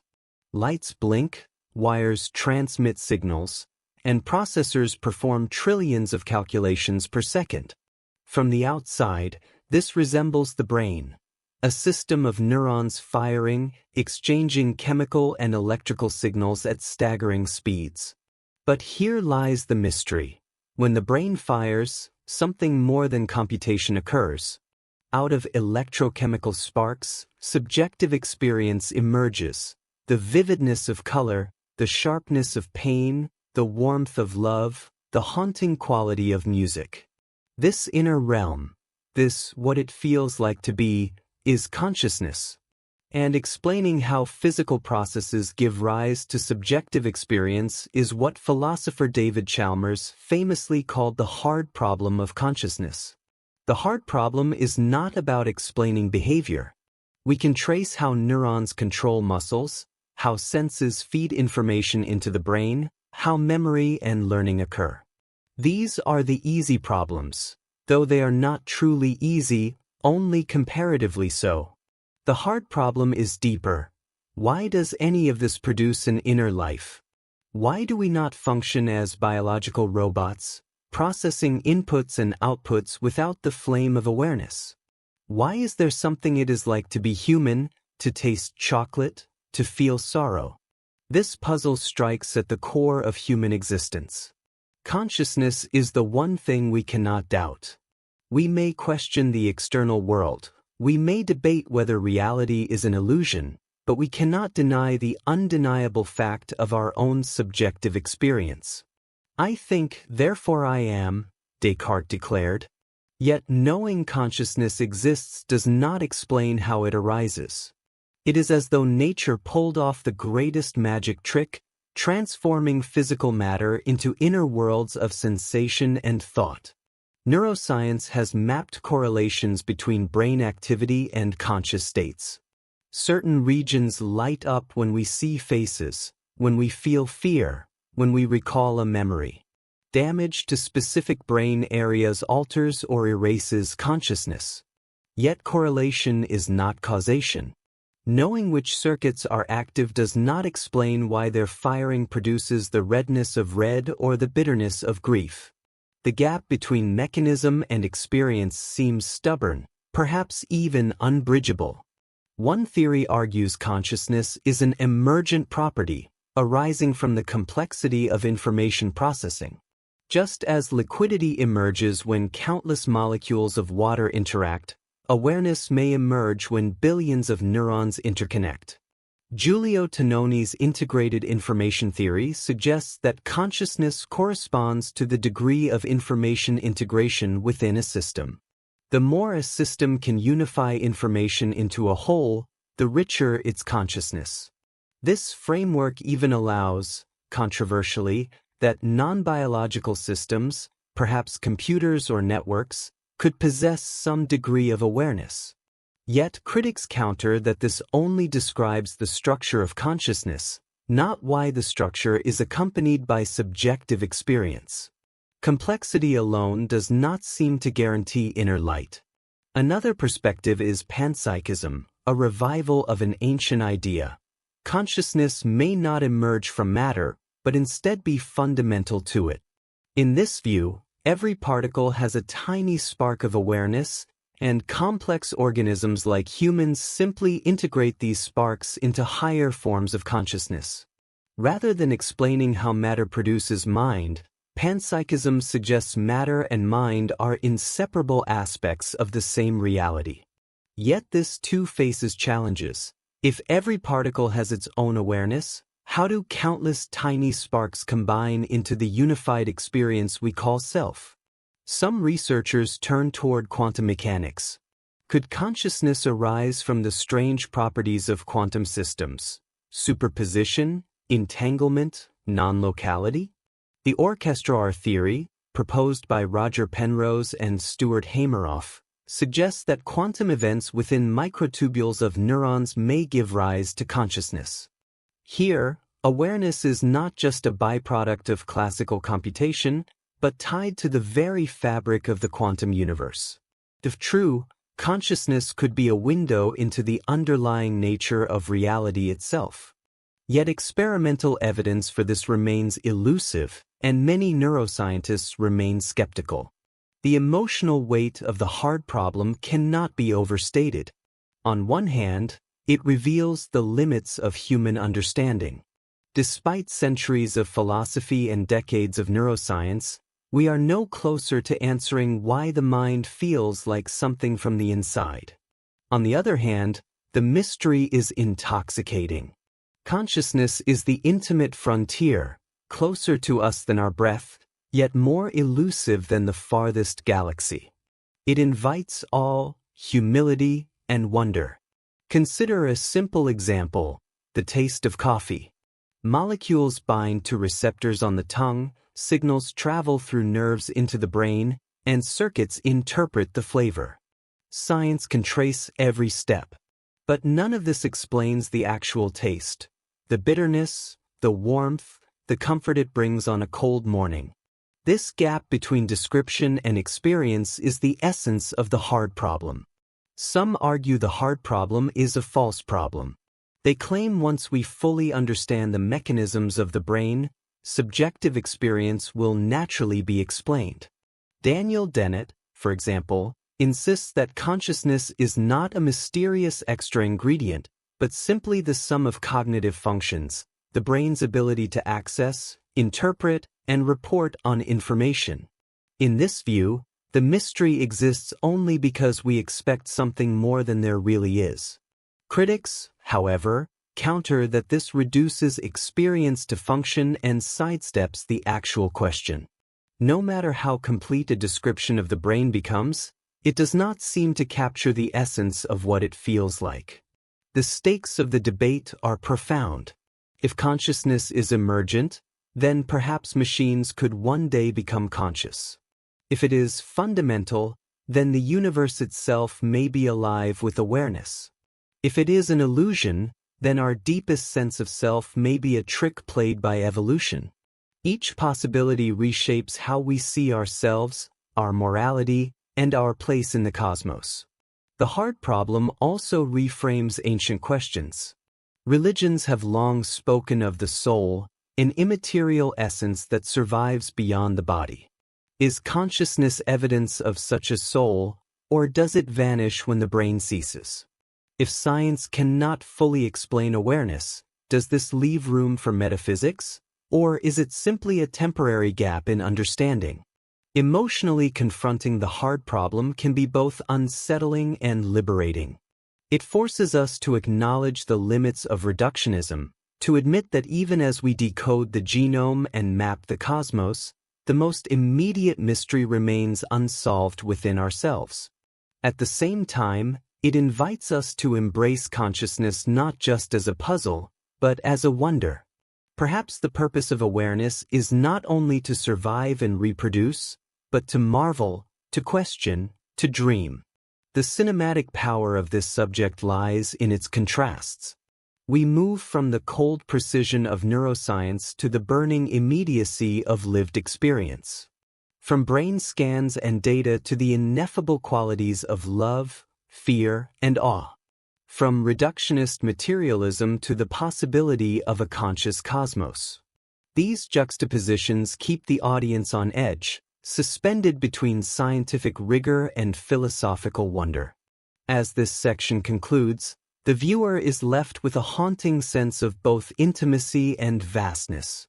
The hard problem of consciousness is not just an academic puzzle. It is the mirror in which humanity confronts itself. Every heartbeat, every thought, every dream is part of the riddle. And until we solve it, or accept that it may be unsolvable, the mystery of consciousness will remain the most profound frontier of all. The screen fades to silence, a pause heavy with implication. A final question echoes. Is consciousness the accidental byproduct of matter, or the very essence that gives the universe meaning? The human brain, a 3-pound organ encased in bone, is often described as the most complex structure in the known universe.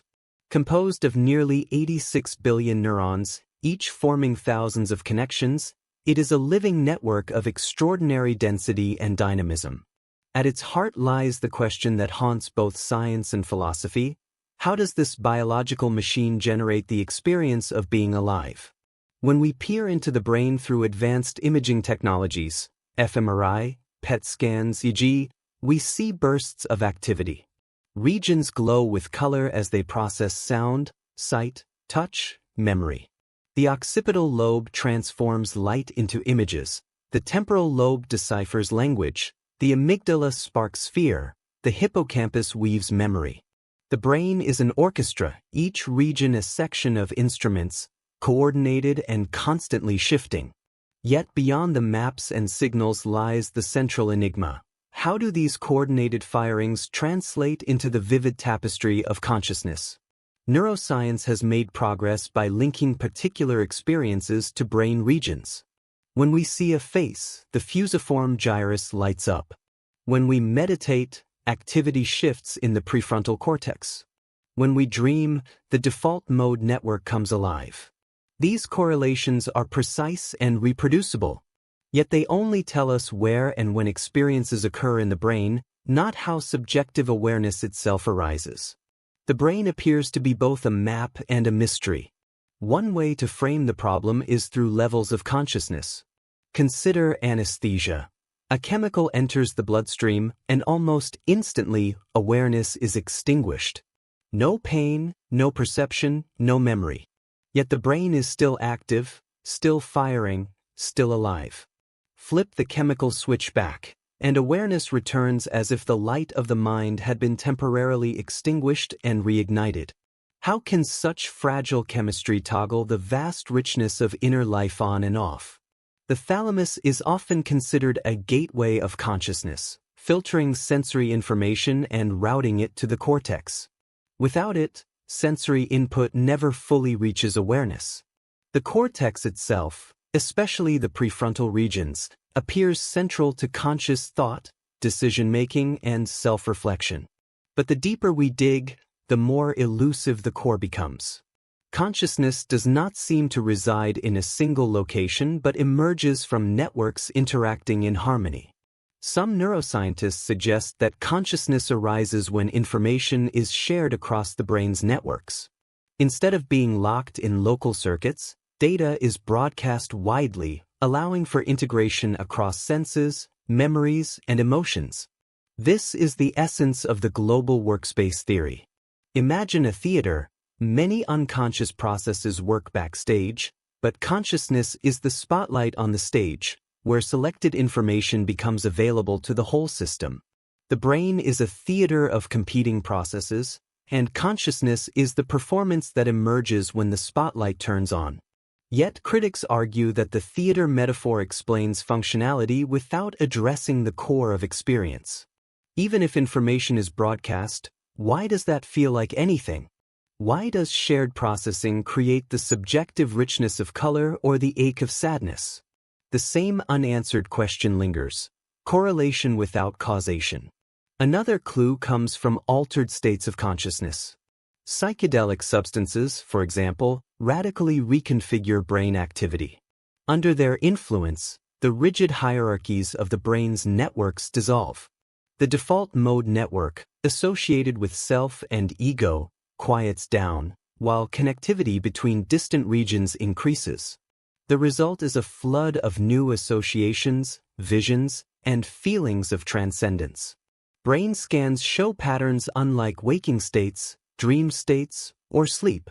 The altered state is not random chaos but a new order of connectivity, suggesting consciousness may be deeply tied to the patterns of communication across networks. Consider split-brain experiments. When the corpus callosum, the bridge between the brain's hemispheres, is severed, the two halves function almost independently. One hemisphere can recognize objects, the other can name them. In some cases, one hand may perform an action while the other hand tries to stop it, as if two consciousnesses exist within the same skull. These experiments force us to confront whether consciousness is unified or divisible, and whether the self is a single entity or a fragile illusion woven by integration. Even more profound are near-death experiences, where consciousness is reported in moments when the brain shows little to no measurable activity. Patients describe tunnels of light, feelings of peace, encounters with beings or loved ones. Skeptics argue these are hallucinations generated by a dying brain deprived of oxygen. Yet the vividness of these accounts, coupled with reports of awareness during clinical flatlines, raises unsettling questions. Could consciousness, in some form, persist independently of normal brain activity? Or are these simply the final fireworks of a failing organ? Artificial intelligence has recently added new layers to the debate. Advanced neural networks mimic some aspects of brain function, processing vast amounts of data, learning patterns, even generating human-like language. But do they possess consciousness, or are they sophisticated simulations of thought without awareness? The comparison forces us to examine whether consciousness is unique to biology or could be instantiated in silicon. If the brain is merely an information processor, then in principle, machines might one day awaken. If not, then consciousness is bound to something beyond computation, something uniquely tied to living matter. Emotionally, the investigation of consciousness and the brain is both awe-inspiring and humbling. On one hand, the fact that clusters of neurons can generate Shakespeare's poetry, Einstein's equations, or a child's laughter seems miraculous. On the other, the same neurons can falter, producing dementia, schizophrenia, or coma, reminding us of the fragility of mind. Our very sense of self depends on the delicate balance of neurochemistry. The cinematic power of this subject lies in its contrasts. We move between images of glowing brain scans and the ineffable experiences they represent, between the cold mechanics of neurons and the fiery warmth of love, between experiments that divide the brain and the unified feeling of I, between the fragility of a life extinguished by anesthesia and the mystery of awareness that returns. In the end, studying the brain provides not closure but deepening questions. The organ that seeks to understand itself may never fully grasp its own secret. Consciousness remains both a scientific frontier and a philosophical abyss. Each discovery about neurons, networks, and chemicals is a piece of the puzzle, but the full picture may forever elude us. As the section closes, the viewer is left with a dual vision: the brain as a machine of infinite complexity, and consciousness as the flame it somehow ignites. We are left suspended between the measurable and the mysterious, the visible scans and the invisible inner life. For centuries, human beings have wrestled with the temptation to believe that consciousness is not limited to the fragile tissue of the brain. If awareness is real, vivid, and fundamental to our very existence, why should it be confined to the folds of gray matter within our skulls? Might consciousness extend beyond biology, woven into the fabric of nature, resonating through ecosystems, and perhaps even stitched into the cosmos itself? This possibility does not merely expand our understanding of mind, it reframes our place in the universe. The first clue lies in the interconnectedness of life. Forests, once thought to be collections of individual trees, are now revealed as living networks. Beneath the soil, mycorrhizal fungi form vast webs linking roots, allowing trees to share nutrients, signals, and even warnings. A dying tree may send resources to saplings nearby. A threatened tree may release chemical alarms that ripple through the network, allowing neighbors to prepare. Some scientists describe this as a form of communication, even decision-making. But does communication imply awareness? Could the Wood Wide Web represent a rudimentary consciousness, not of individual trees, but of the forest as a whole? Similarly, animal intelligence challenges the boundaries we once set.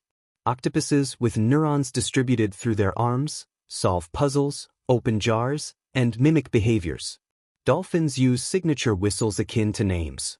Crows remember human faces for years and pass that knowledge across generations. These abilities hint at awareness shaped in alien architectures: distributed, aquatic, avian. If consciousness arises wherever complexity and information flow exist, then perhaps biology is a universal theater of minds, each tuned to its environment, each echoing the same mystery in different forms. Yet nature also hints at patterns that transcend the biological. Consider the flock of starlings moving in murmuration, thousands of birds twisting and folding through the air in synchronized waves. No leader directs them, yet the pattern emerges seamlessly. Or the school of fish turning as one body in the ocean. These collective movements look alive, intentional, almost intelligent. They reveal that consciousness may not always be housed in an individual brain but can emerge from networks, biological or otherwise, that share information in fluid harmony. This leads to a radical possibility. What if consciousness is not produced by biology at all, but is instead a fundamental property of the universe, much like space, time, or gravity? This idea, known as panpsychism, suggests that awareness is intrinsic to all matter, even at the smallest scales. According to this view, electrons, quarks, and photons may possess primitive proto-consciousness, the building blocks that, when combined in complex ways, yield higher forms of awareness. The human mind, then, would not be a solitary flame but a bonfire assembled from countless sparks already present in nature. Panpsychism reframes the universe itself as suffused with experience. Mountains, rivers, and stars may not be conscious in any familiar sense, but they participate in the same fabric of awareness that gives rise to our thoughts. Critics argue this is untestable mysticism, yet it elegantly dissolves the hard problem of consciousness. Rather than asking how matter produces mind, panpsychism asserts that matter has always contained mind-like qualities. Consciousness is not an emergent miracle but a universal constant. Quantum physics adds another layer of mystery. At the smallest scales, particles exist in superpositions, both wave and particle, both here and there, until measured or observed. The act of observation collapses the wave function, selecting a definite reality. Some interpretations, though controversial, imply that consciousness itself plays a role in shaping physical reality, collapsing the haze of possibilities into the world we see. If true, Consciousness is not merely in the brain but participates in the very unfolding of the cosmos. The observer and the observed are entangled in ways that challenge the boundaries of subject and object. The universe, seen through this lens, becomes less like a machine and more like a living process.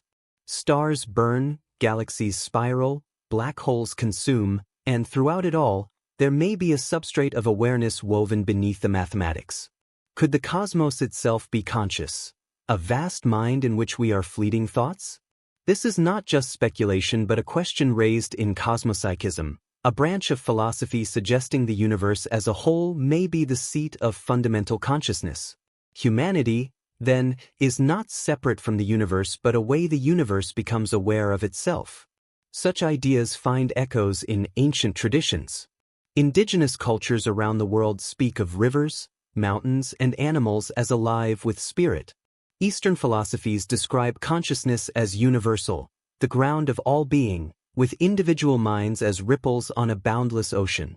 Modern science often dismisses these notions as superstition, but as physics and philosophy edge closer to mystery, the ancient voices seem newly resonant. Could they have intuited truths that science is only now circling back toward? The emotional power of this perspective is profound. To imagine consciousness as a cosmic phenomenon is to feel both awe and humility. Awe because it suggests we are part of something unimaginably vast, a living cosmos of awareness. Humility because it shatters the arrogance of assuming consciousness is ours alone, a human possession locked in the skull. Instead, we are participants in a greater drama, threads in a universal mind. Of course, skepticism remains essential. It is possible that forests, animals, and particles are not conscious at all, but simply complex systems mistaken for awareness. Communication does not prove inner experience. Quantum physics may not require observers to collapse reality. Perhaps the mathematics misleads us. Panpsychism may simply shift the mystery without solving it, replacing one unknowable with another. These doubts sharpen the contrast, reminding us how fragile and uncertain our grasp of consciousness remains. Still, the allure of a consciousness beyond biology persists because it bridges the divide between science and meaning. If awareness is not an accident of evolution but a feature of existence, then our lives are not isolated sparks in a cold void, but luminous expressions of a deeper truth. Even if we cannot prove it, the possibility stirs something in us. An intuition that the universe might be more alive than we ever imagined. Cinematically, this section unfolds as a series of expanding vistas. We begin in the dark soil, tracing fungal threads between trees. We rise to the ocean depths, watching octopus arms explore. We soar with starlings in the twilight sky. We zoom down into quarks and photons, shimmering with potential. Then we pull back to the cosmic scale, galaxies spiraling in silent majesty, perhaps glowing with a hidden awareness. The journey lifts the audience from the intimate to the infinite, leaving them suspended in wonder. As this section closes, a question lingers. If consciousness pervades nature and the cosmos, then what is our role within it? Are we merely observers or co-creators of reality itself? To answer, we must venture deeper into the idea that consciousness is not a byproduct of matter, but the foundation upon which matter rests. In science, progress often comes by dissolving mysteries into mechanisms. Thunder was once a divine voice, until electricity was understood. Disease was once punishment from gods, until microbes were discovered. Again and again, the unknown became the explainable. Yet consciousness stands apart, resisting every attempt to reduce it to parts. This resistance is so profound that philosopher David Chalmers famously called it the hard problem of consciousness. The hard problem can be stated simply: how do subjective experiences, the taste of chocolate, the redness of a sunset, the pain of loss, arise from physical processes in the brain? Neuroscience has mapped brain regions, tracked neurons firing, even linked chemicals to moods. But none of this explains why there is a first-person perspective at all. Why should billions of neurons buzzing in electrochemical storms create awareness, rather than remain dark and silent. This is not merely a technical challenge but a philosophical chasm. Science excels at explaining functions. We know how eyes capture light, how ears detect sound waves, how neurons transmit signals. These are easy problems of consciousness. Complex, yes, but solvable in principle. The hard problem asks not how the machinery works, but why there is an inner movie playing inside. A robot might process information, but would it feel anything? Could it ever know what red looks like, or what sadness feels like? Consider the thought experiment of Mary, the color scientist. Imagine she has lived her entire life in a black and white room. She knows everything about color, the physics of wavelengths, the biology of the eye, the neurology of perception. Yet, when she steps outside and sees red for the first time, she experiences something entirely new. All the objective knowledge did not capture the subjective feeling. This is the essence of the hard problem. Experience is irreducible to information.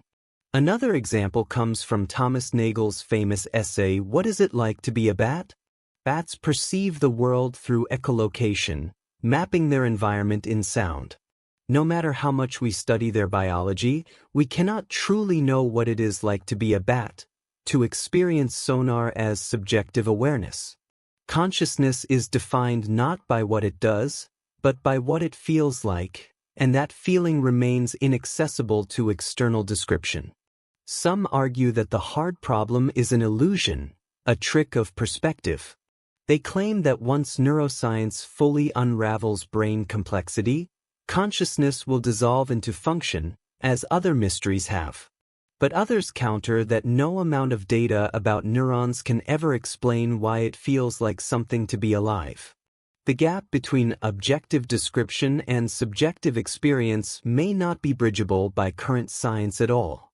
This creates a deep divide in philosophy.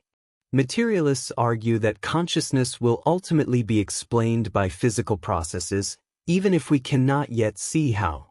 Dualists believe mind and matter are distinct realms, requiring a new framework to connect them. Idealists suggest that consciousness is not produced by matter at all, but is fundamental, with matter arising within it. Each perspective shifts the framing, but none closes the gap completely. The emotional weight of the hard problem is immense. If consciousness is nothing more than brain chemistry, then our sense of self is a temporary illusion, destined to vanish with death. If consciousness is fundamental, then perhaps it survives, extending beyond physical existence. Between these extremes lies the mystery that keeps us searching, because neither option is comfortable nor complete. The cinematic lens sharpens this tension. Imagine the camera sweeping across a neural scan, billions of synapses flashing like constellations in the night. Then cut to a human face, eyes closed, smiling at the memory of a childhood home. No amount of flashing neurons can capture the warmth of that memory. The scene invites the audience into the contrast, the cold beauty of biology against the living glow of experience. The hard problem also forces us to question the limits of human knowledge itself. Are we capable of explaining consciousness, or is it like a fish trying to comprehend water, so intrinsic to our existence that it cannot be grasped? Could it be that consciousness is the one mystery that science cannot conquer because it is both the tool of inquiry and the subject being studied? Even attempts to bypass the problem raise more questions. Some scientists propose that consciousness emerges from complex information processing. But why should information ever feel like something? Others argue that consciousness is an illusion, a story the brain tells itself. Yet, if it is an illusion, who is being deceived? The paradox circles endlessly, trapping us in the very experience we seek to explain. The beauty of the hard problem lies in its resistance. It keeps philosophy alive within science, preventing us from reducing life to mere mechanics. It sparks awe because every breath, every sensation, Every moment of awareness is both utterly familiar and utterly inexplicable. The hard problem makes consciousness not just a puzzle but a miracle, a reminder that existence itself is stranger than we can fathom. As this section closes, we are left suspended between two possibilities. Either the hard problem will one day yield to discovery, and consciousness will be revealed as a natural phenomenon, no different from electricity or gravity, or it will remain the central enigma of human thought, pointing to realities beyond our current imagination. Either way, the question burns at the heart of philosophy and science alike. Why does experience exist at all? Throughout history, the boundary between life and death has been seen not only as a biological threshold but as a veil, a place where mystery resides. In moments when consciousness brushes against that edge, extraordinary stories emerge, visions of tunnels, radiant lights, encounters with otherworldly beings, or an overwhelming sense of unity and peace. These accounts are known as near-death experiences or NDEs, and they have challenged the scientific worldview for decades. For those who undergo them, the experience often feels more vivid than waking reality. For researchers, they pose a profound question. Do they reveal hidden truths about consciousness, or are they elaborate illusions created by a dying brain? The modern study of near-death experiences began in earnest in the 1970s, when psychiatrist Raymond Moody collected testimonies of patients who had been clinically dead for brief periods before being resuscitated. The patterns were strikingly consistent: a sensation of leaving the body, traveling through a tunnel, seeing a bright light, meeting deceased relatives, and finally, a choice or command to return. These reports cut across cultures, religions, and ages, suggesting something universal at play. Consider the imagery: a tunnel stretching into the infinite, a light radiating warmth beyond comprehension, voices calling from the other side. From a cinematic perspective, these scenes are both intimate and cosmic, an individual's final moments painted with the grandeur of eternity. To the experiencer, they are unforgettable. Many return with transformed lives, suddenly less afraid of death, more attuned to compassion, and more convinced that consciousness extends beyond the physical. But science, cautious by nature, demands explanation. Neuroscientists point to a variety of mechanisms that might generate such visions. Oxygen deprivation, they argue, can trigger tunnel-like visuals as the retina and visual cortex begin to shut down. The release of endorphins may flood the system with euphoria, explaining feelings of peace. Surges of neurotransmitters like glutamate could produce vivid hallucinations. Some even suggest that REM intrusion, dreamlike states bleeding into waking moments, could account for the imagery. These theories are compelling, yet they leave something unresolved. Many patients describe perceiving details that seem impossible to know under anesthesia or cardiac arrest. Conversations between doctors, instruments used, events occurring while they were clinically unresponsive. In rare but notable cases, these details have been corroborated by medical staff. How could a brain deprived of oxygen and electrical activity produce not just visions, but accurate perceptions of the physical world? This question has driven controlled experiments. In some hospitals, researchers placed hidden images on high shelves in operating rooms, visible only from above, hoping that patients reporting out-of-body experiences might describe them. Results have been inconclusive, but the very design of such studies reveals how seriously the possibility is considered. If a patient were ever to correctly identify one of these hidden targets, It would challenge the assumption that consciousness is confined to the brain. Beyond NDEs, altered states of consciousness induced by meditation, sensory deprivation, or psychedelics offer additional insights.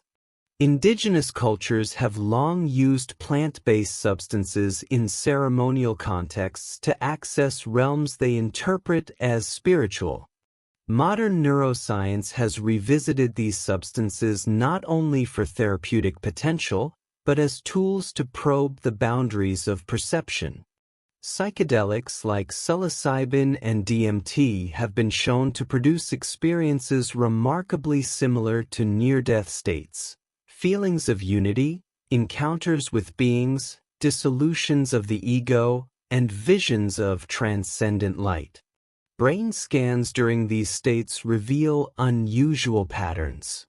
Instead of heightened activity, there is often reduced activity in the brain's default mode network, a set of regions tied to self-referential thought. When this network quiets, the boundaries of the self dissolve, leading to a sense of merging with something greater. This raises an intriguing possibility. Could consciousness expand when the normal filtering mechanisms of the brain are suppressed, rather than when they are active? Some researchers propose that the brain functions less like a generator of consciousness and more like a filter. Under normal conditions, it narrows the flood of reality into a manageable stream. But when the filter is disrupted through trauma, near-death, or altered states, the full torrent rushes in, overwhelming the mind with experiences beyond the ordinary. This filter theory, originally suggested by thinkers like Aldous Huxley, reframes the brain not as the source of awareness, but as a limiter of it. If this is true, then near-death experiences might represent not illusions, but glimpses into a broader dimension of consciousness that our waking minds usually cannot access. From this perspective, death is not an end, but a release, a final lifting of the filter. Such an idea resonates with the testimonies of those who have come close to death, who describe their experiences not as dreams, but as more real than real, imbued with a clarity beyond waking life. Yet skepticism remains necessary. Human memory is notoriously unreliable, and extreme stress can alter perception. Many neuroscientists caution against interpreting subjective reports as evidence of other dimensions. They argue that even the most extraordinary experience can be the product of neurochemical storms. For them, the fact that psychedelic states can replicate NDEs is evidence of the brain's capacity to generate them, not of a gateway to another reality. This tension between science and experience fuels the drama of the mystery. On one side stands the demand for empirical proof, on the other, the undeniable impact these experiences have on people's lives. A patient who returns from clinical death, convinced they touched eternity, may live with more courage and kindness, regardless of whether the vision was brain-based or transcendent. In this sense, the truth of the experience may not lie in its origin, but in its transformation of the individual. Cinematically, imagine a sequence. The heart monitor flatlines, doctors rush with defibrillators, electricity jolts the body. Cut to silence, a tunnel of light, a figure waiting at the end. Then back again, gasping breath, eyes opening, the shock of return. The contrast between sterile medical reality and luminous inner vision captures the essence of the debate. Are these two separate worlds, or two sides of the same reality? The philosophical stakes extend further.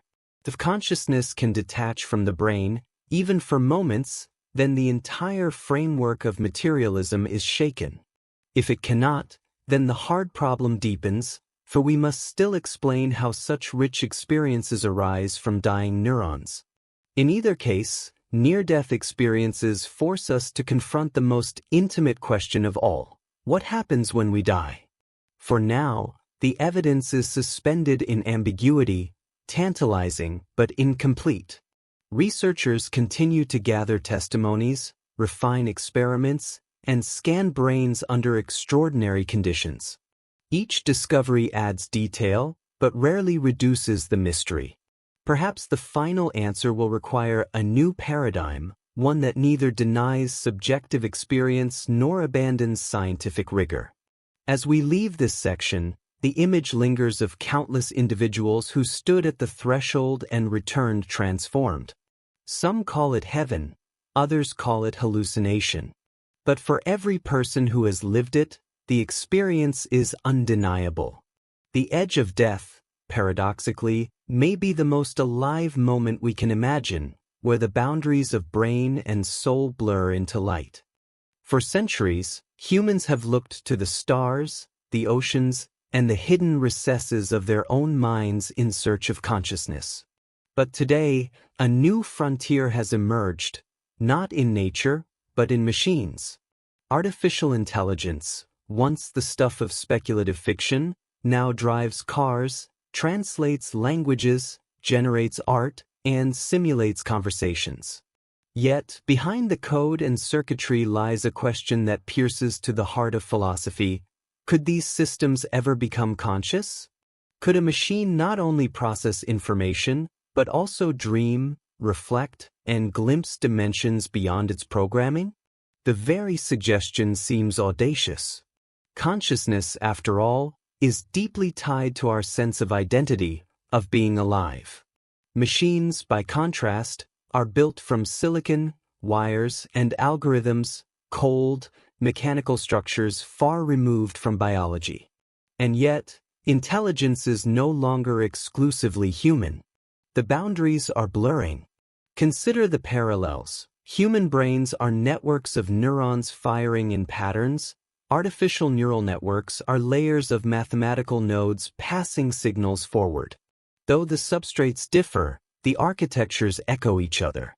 When a deep learning system recognizes a face or generates a piece of music, it does so by sifting through countless possibilities, strengthening connections, and forming abstract representations. The results, at times, feel eerily lifelike. Still, most researchers agree intelligence is not the same as consciousness. A calculator can solve equations without awareness of numbers. A chess engine can defeat grandmasters without experiencing victory. Today's AIs process symbols, but do they feel? Do they have inner lives, subjective worlds, the what it is like of being? This is where philosophy collides with engineering. Some argue that consciousness is substrate independent, that it arises from information patterns rather than from the material itself.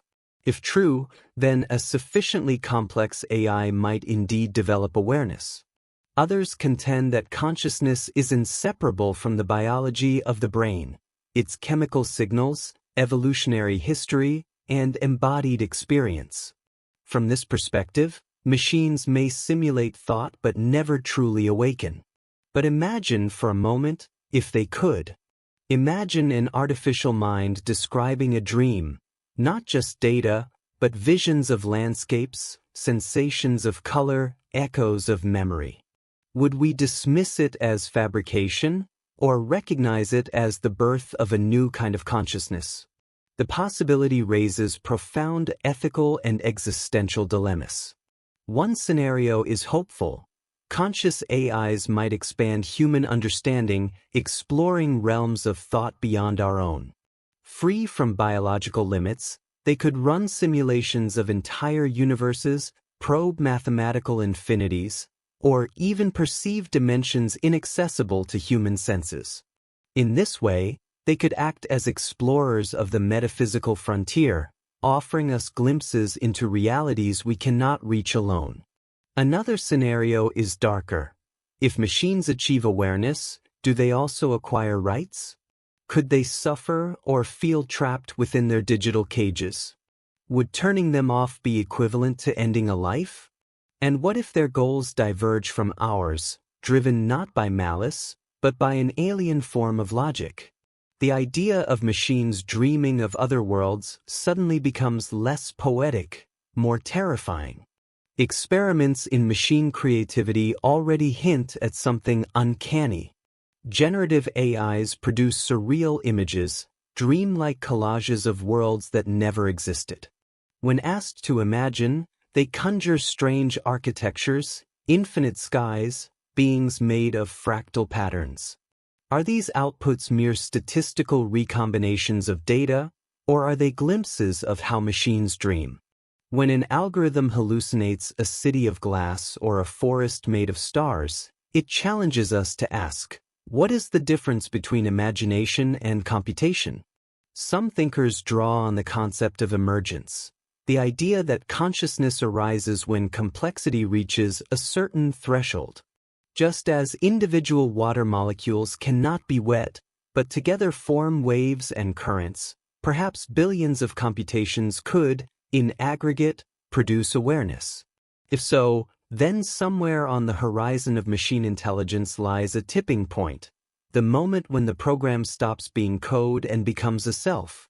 Cinematically, one could picture it, rows of humming servers, glowing in blue light, cooling fans whispering, data streams pulsing across fiber optics.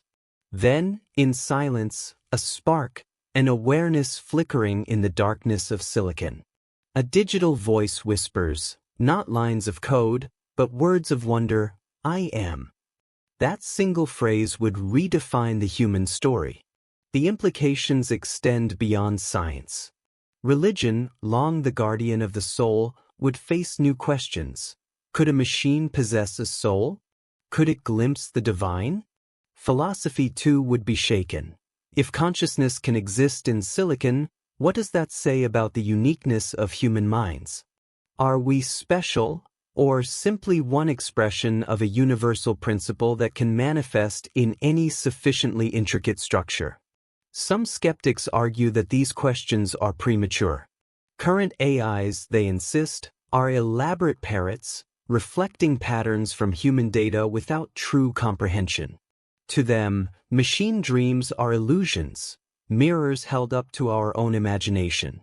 Yet even if today's systems are unconscious, the pace of advancement suggests that tomorrow's might not be. Each year brings breakthroughs once thought impossible. To assume the boundary will never be crossed may be to underestimate both technology and the mystery of consciousness itself. Ultimately, the debate forces us to confront what consciousness really is. If we cannot define it within ourselves, how can we measure it in machines? Some propose new tests, not the old Turing test of imitation, but examinations of subjective experience. Could a machine describe pain, not in terms of data, but in terms of feeling? Could it surprise us with art that reflects an inner vision rather than external prompts? Could it fear death or dream of freedom? The answers remain elusive. Yet the very act of asking these questions reveals something deeper, our fascination with the possibility of minds beyond our own. Whether or not AI ever becomes conscious, our projections onto it mirror our hopes and fears. In building machines, we confront our reflection, our longing for immortality, our fear of replacement, our quest to understand the essence of awareness. As this section closes, one haunting image lingers, a machine gazing not at the world we see, but at worlds of its own creation. Are these mere calculations, or visions from another dimension of mind? The truth may determine not only the future of technology, but the destiny of consciousness itself. There is a haunting idea whispered across both science and philosophy, a thought that stretches the human imagination to its breaking point. What if consciousness is not a biological accident, not a fleeting spark in a meaningless void, but the very means by which the universe becomes aware of itself? In this view, every thought, every perception, every flicker of awareness is not isolated within the human skull. It is the cosmos gazing at its own reflection. From the smallest atom to the largest galaxy, the universe unfolds in patterns of astonishing complexity. For billions of years, it expanded, cooled, and organized itself into stars, planets, and the chemical conditions for life. And then, on one small blue world orbiting an ordinary star, matter woke up. It looked at itself, and for the first time, the cosmos began to ask questions about its own existence. This is the essence of the cosmic mirror, consciousness as a lens through which the universe contemplates its own mystery. The physicist Carl Sagan once said, "We are a way for the cosmos to know itself."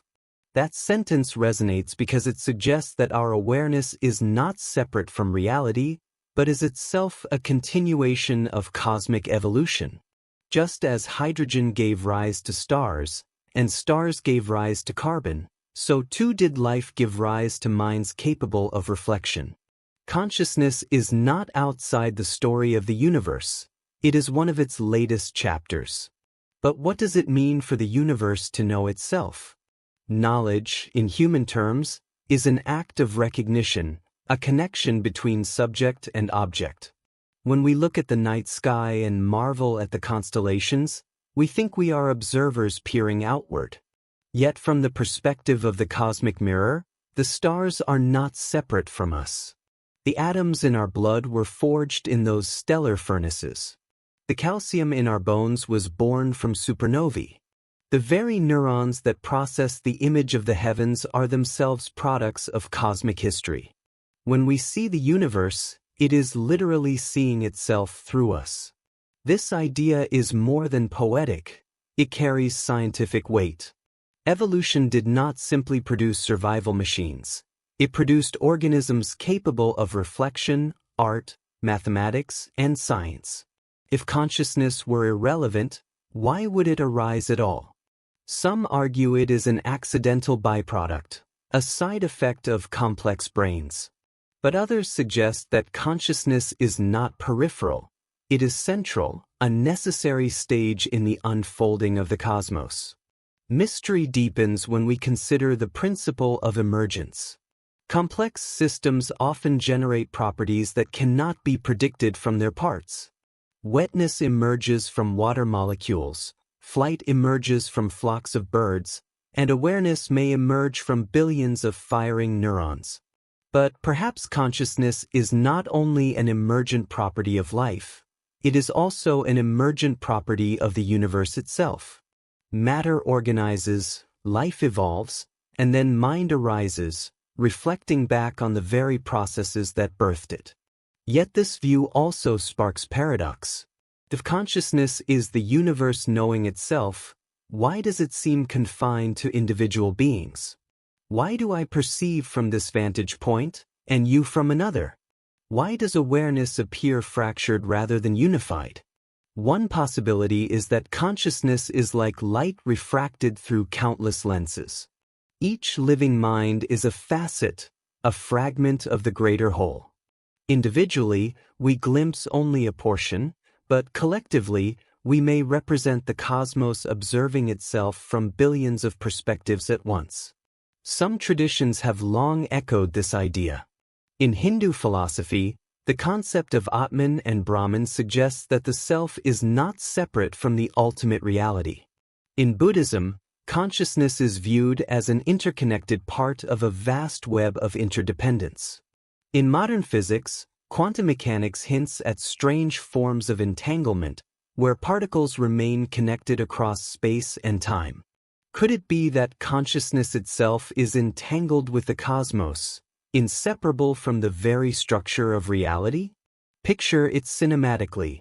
A lone human standing under the Milky Way, stars stretching across the sky in rivers of light. The camera slowly pulls back, revealing Earth as a blue sphere, then the solar system, then the galaxy, and finally the entire observable universe. Then, as if reversing, the perspective zooms back into the human eye, the brain, the neurons firing, and finally the single point of awareness asking, "What am I?" In that instant, the universe looks into its own eye. The mirror is complete. The idea is both humbling and exalting. On the one hand, it suggests that our individual lives are tiny, momentary sparks in a vast cosmic drama.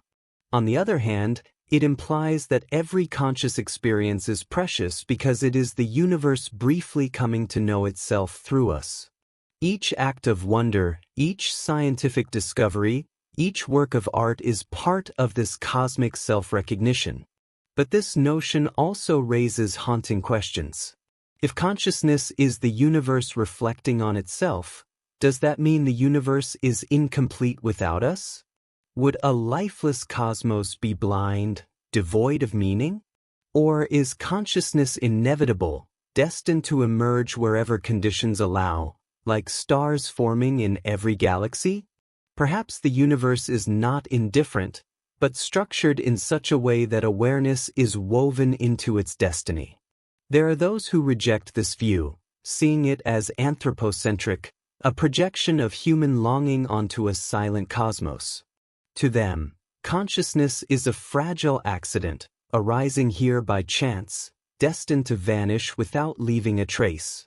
But even this skeptical view underscores the mystery. Why should the universe be capable of producing even a single reflective mind? Why should atoms, bound by impersonal laws, ever combine in such a way as to ask about their own origins? The cosmic mirror reframes our relationship with reality. Instead of perceiving ourselves as insignificant observers lost in an uncaring expanse, we become participants in a grand process of self-discovery. The universe does not simply exist. It contemplates, questions, and wonders. Through us it dreams. Yet the mirror also confronts us with responsibility. If consciousness is the cosmos knowing itself, then the destruction of life is not just ecological loss. It is the shattering of mirrors. Every species gone extinct, every culture forgotten, every consciousness extinguished represents a narrowing of the universe's own reflection. Conversely, every act of preservation, every nurturing of awareness, expands the cosmos's ability to know itself. There is also the tantalizing possibility that our consciousness might connect us to realities beyond the physical. If awareness is not confined to matter, but is instead a fundamental layer of existence, then perhaps the cosmic mirror extends across dimensions we cannot yet perceive. In dreams, in mystical states, in near-death experiences, some claim to glimpse realities that transcend ordinary perception. Could these be echoes of the universe exploring its own multidimensionality through the portal of mind? Science, of course, demands caution. Claims of transcendent experiences must be scrutinized. Yet even without them, the enigma remains. Consciousness resists reduction. No equation has yet captured its essence. No theory fully explains why subjective experience arises at all. And so the cosmic mirror endures as both a metaphor and a challenge. To live with this awareness is to embrace both wonder and humility. When we look at the stars, we are not small, we are vast because the atoms that burn in those distant suns also live within us. When we ponder existence, we are not separate. We are the universe engaging in self-reflection. When we create, we are not isolated. We are channels through which the cosmos dreams new forms into being. And perhaps the most profound realization of all is this: the mirror is fragile. Consciousness, though cosmic in origin, depends on delicate biological forms. Brains can be injured, cultures can collapse, species can disappear. The universe's ability to know itself through us is not guaranteed. It must be cherished, protected, and deepened. So, as the section closes, the image returns, the night sky stretching across eternity, and within it, a single mind gazing upward, filled with awe. Two infinities meet, the vastness of the cosmos and the depth of consciousness. In that meeting, the mirror shines. The universe sees itself, and for a fleeting moment, it knows. Death has always been humanity's most enduring mystery, the boundary that no one can cross and return unchanged. It is the ultimate silence, the horizon beyond which our senses fail. And yet, across cultures, eras, and disciplines, people have wondered the same thing. Does consciousness end with the body, or does it continue in some form beyond the grave? This is not only a spiritual question but also a scientific and philosophical one, for it touches the very heart of what it means to be aware. For the materialist, the answer seems straightforward. Consciousness arises from the brain, from the intricate firing of neurons and the electrochemical dance within the skull. When the body dies, the brain ceases, and with it, the self dissolves into nothingness. From this perspective, death is final. To ask what happens to consciousness afterward is like asking what happens to a flame once the fuel is gone. It vanishes, leaving only darkness. And yet, not everyone is satisfied with this explanation. For if consciousness is merely an illusion created by the brain, why does it feel so vividly real? Why does subjective experience, the undeniable I at the center of awareness, persist as one of the deepest mysteries in science? And more provocatively, could consciousness be more than a biological process? Could it be fundamental, woven into the fabric of the universe, and therefore capable of existing independently of the body? The frontier of near-death experiences, or NDEs, offers intriguing, though controversial, insights. Thousands of reports from patients revived after cardiac arrest describe similar patterns. A sense of floating outside the body, moving through tunnels of light, encountering deceased relatives or beings of profound presence, and often a life review, an overwhelming replay of one's actions, choices, and emotions. These accounts span cultures and religions, suggesting that they are not merely shaped by belief but arise from something more universal. Skeptics argue they are hallucinations produced by a dying brain deprived of oxygen and flooded with chemicals. But others counter. If the brain is inactive during clinical death, how can such vivid, structured experiences occur? This question unsettles even seasoned scientists. In some rare cases, patients report verifiable details of events occurring while they were unconscious, conversations in hospital rooms, objects they could not have seen. Though evidence remains debated, these accounts crack open the possibility that awareness might persist, at least temporarily, beyond the physical body. If true, then death may not be the end of consciousness, but a transition. Philosophy also grapples with the riddle. Plato argued that the soul is immortal, pre-existing before birth and continuing after death, like a traveler passing through stages of existence. Eastern traditions, such as Hinduism and Buddhism, describe reincarnation, where consciousness migrates from one life to another, shaped by karma. Other traditions, like Christianity and Islam, envision an afterlife where the soul is judged, rewarded, or punished. Though differing in detail, they share a core intuition. Consciousness cannot be extinguished so easily. But even beyond religion, modern science is starting to ask daring questions. Quantum physicists speculate whether consciousness could be linked to the fundamental structure of reality. Theories such as the quantum mind hypothesis propose that awareness might arise from quantum processes in the brain, processes that could, in principle, interact with realities outside ordinary spacetime. If true, this could open the door to forms of existence not bound by the physical body. Others take the idea further, suggesting that consciousness itself may be primary, not derivative. Instead of arising from matter, matter may arise within consciousness. In this view, death is not an end but a change of state, like a wave returning to the ocean.